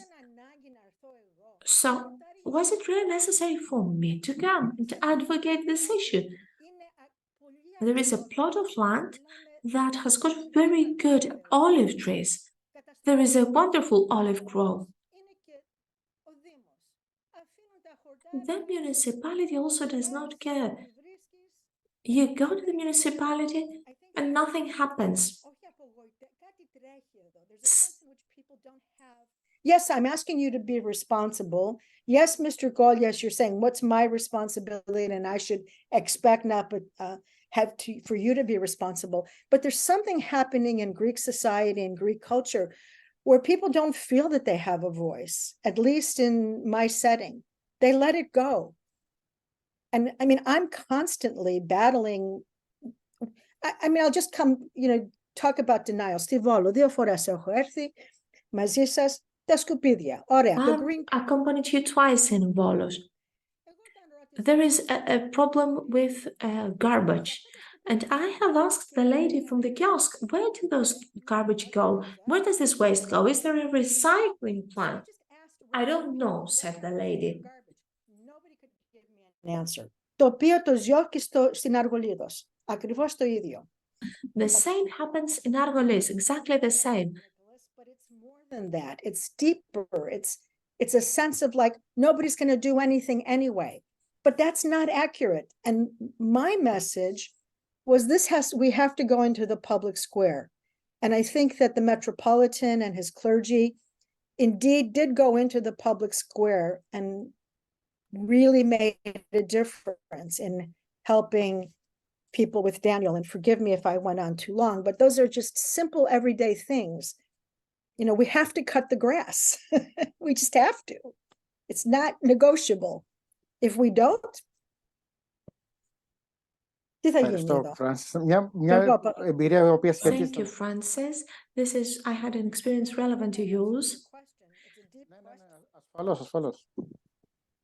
Yes, of course, you did. I had a similar experience on the other day.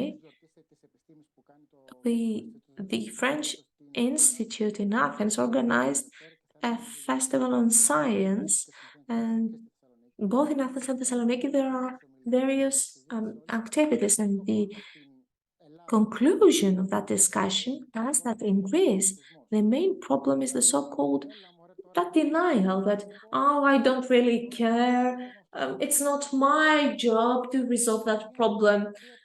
It is a mentality according to which everyone cares for themselves and nothing else. I want my home to be clean, my home to be well prepared, and the public space, everyone cares and fights supposedly for the public space. It is a space that is very polluted, very dirty. Do we have any other comments on that speaker? Chris? Yes. So I'd like to say, when it comes to climate denial, I think most people who deny climate change they're not actually, they actually believe it's there, but they're lying. There's greed and corporate interests, which Fran spoke about. That they want to, these elites who are denying. I'm sure Donald Trump knows that climate change is actually happening. He's just pandering to certain corporate interests, that fossil fuel and others that do not want to alter their way. I think amongst the Laos, the actual population, it's less of climate denial than indifference, and what we've just been speaking about. This idea that it's not my problem, someone else should handle it. You might not have caused climate change, but it is your problem because it will affect yourself, your community, and your children and your progeny into the future. So This problem of indifference that we saw is one of the capital vices, one of the primary vices that our church preaches against for thousands of years. It becomes a couple, it's indifference mixed with arrogance, right? Or self-centeredness. And when the patriarch says it's our self-centeredness and our mistaken values that cause the crisis, yes, there's climate denial, but then there's also this attitude. That's where we need personal transfiguration. And the reason I say that actually transforming shouldn't be seen as a burden, but it's something that empowers us. If we can become energy communities and establish energy sovereignty as small communities and work together for food sovereignty, we don't have to rely on large centralized governments, multinational corporations, but we can make that transformation in our κοινωνία και να δουλεύουμε μαζί σαν κοινωνία, να We should work φτιάξουμε together as a το community, as a μέλλον society, που into θέλουμε building εμείς, the future that we want to see, αντί να αφήσουμε instead of όλα αυτά τα πράγματα, να αφήσουμε αυτά η letting κυβέρνηση, the οι government κάποιες εταιρείες or που some είναι companies, εξωτερικές εταιρείες. Όχι, εμείς some πρέπει να multinational φτιάξουμε. companies to act. We should work for our future. Thank you, Chris. Ευχαριστώ. I will give you the word, Your Eminence, in order to conclude this meeting, because unfortunately we're almost out of time and there is no other question from the audience. So the word to His Eminence. We are expecting a message of hope from your side. Well, okay. Yes, you're right. Messages of hope are all good and well, but we need to take stock of the actual situation of the discussion. Well, you know, I believe that there are some things standing in the way. We see those reactions being matched to a certain ideology, meaning the efforts to reveal a truth or respond or react to a problem are being matched to a certain ideology. And as a result, people are reluctant because they are afraid that they might be considered to pertain to a certain ideological group, etc. And this prevents them from taking action. And that's a major problem. I'd like to mention a few examples. There was an effort at Volos. I reached out to people and said, why not come here and share with us a few ideas to brainstorm about what we can do. We propose to create in our parishes green areas, areas where various items will be collected in order to be recycled then. But we needed an urban planning permit to do that. Do you know how long it takes to obtain such a permit in Greece? 15 years. So we tried to seek another solution. We thought we could subcontract it to another company that could undertake this task, but believe me that there's no company willing to come to Volos to collect the recyclables.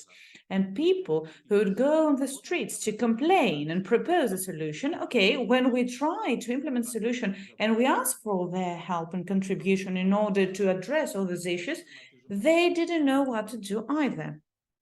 I have my own concerns, and I wonder what we can do. For example, we've laid the foundations for the great path of Pelion. We laid the foundations in order to create a 100-kilometer long pathway leading from northern Pelion to southern Pelion down to the coast, and we wanted that to be included in the greatest paths all around the world, some that would attract visitors, and it would only be beneficial for the region. However, the body that sets the signs and finance all those things are the same organizations that destroy the actual path. So we cannot help but wonder. On the one hand, you want to advocate for a green and clean environment, but you let other controversies step in the way and destroy something that is an environmental thing per se. So you do realize that in those cases, we need to overcome other things that go beyond ideology. And of course, we carry heavy responsibility. We are the Orthodox Church. Of course, everything we do is directed to the community, the Eucharistic community you mentioned before. We haven't managed to translate that into tangible life, meaning life outside the church. Like you said, we keep our backyard tidy and we don't care about what happens beyond our fence. We try to keep our homes clean, but we still discard and discharge our cigarette butts and we throw them outside the window. This is an issue that affects us all, an issue that concerns us all. It concerns ourselves, our children, our grandchildren. It is our last chance to take action. I would like to put more faith and confidence to children. I see what happens in the kindergarten, how the teachers and educators prepare the children, how they educate little children, hoping that they will grow up and learn to operate in a way that will not be detrimental to the environment. So this is something I have come to see to many children. They become environmentally conscious and aware as early as in the kindergarten.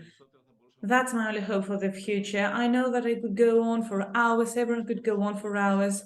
I would like to thank you all. I would like to thank all the speakers. I would like to thank all the stakeholders and all those involved in the Green Parish project. Many people smile when listening about the Green Parish, and when we issued the relevant report, many people came to me, reached out and said, that's a good idea. And some others smiled, thinking that, okay, it's just another action, at some point it will end. But we need to show those people that this is not a lost cause. I truly believe that we will plant the seed and this will bloom and grow. When it comes to those who visited Volos, I strongly urge them to return to Volos. We have got back to normal to the greatest extent.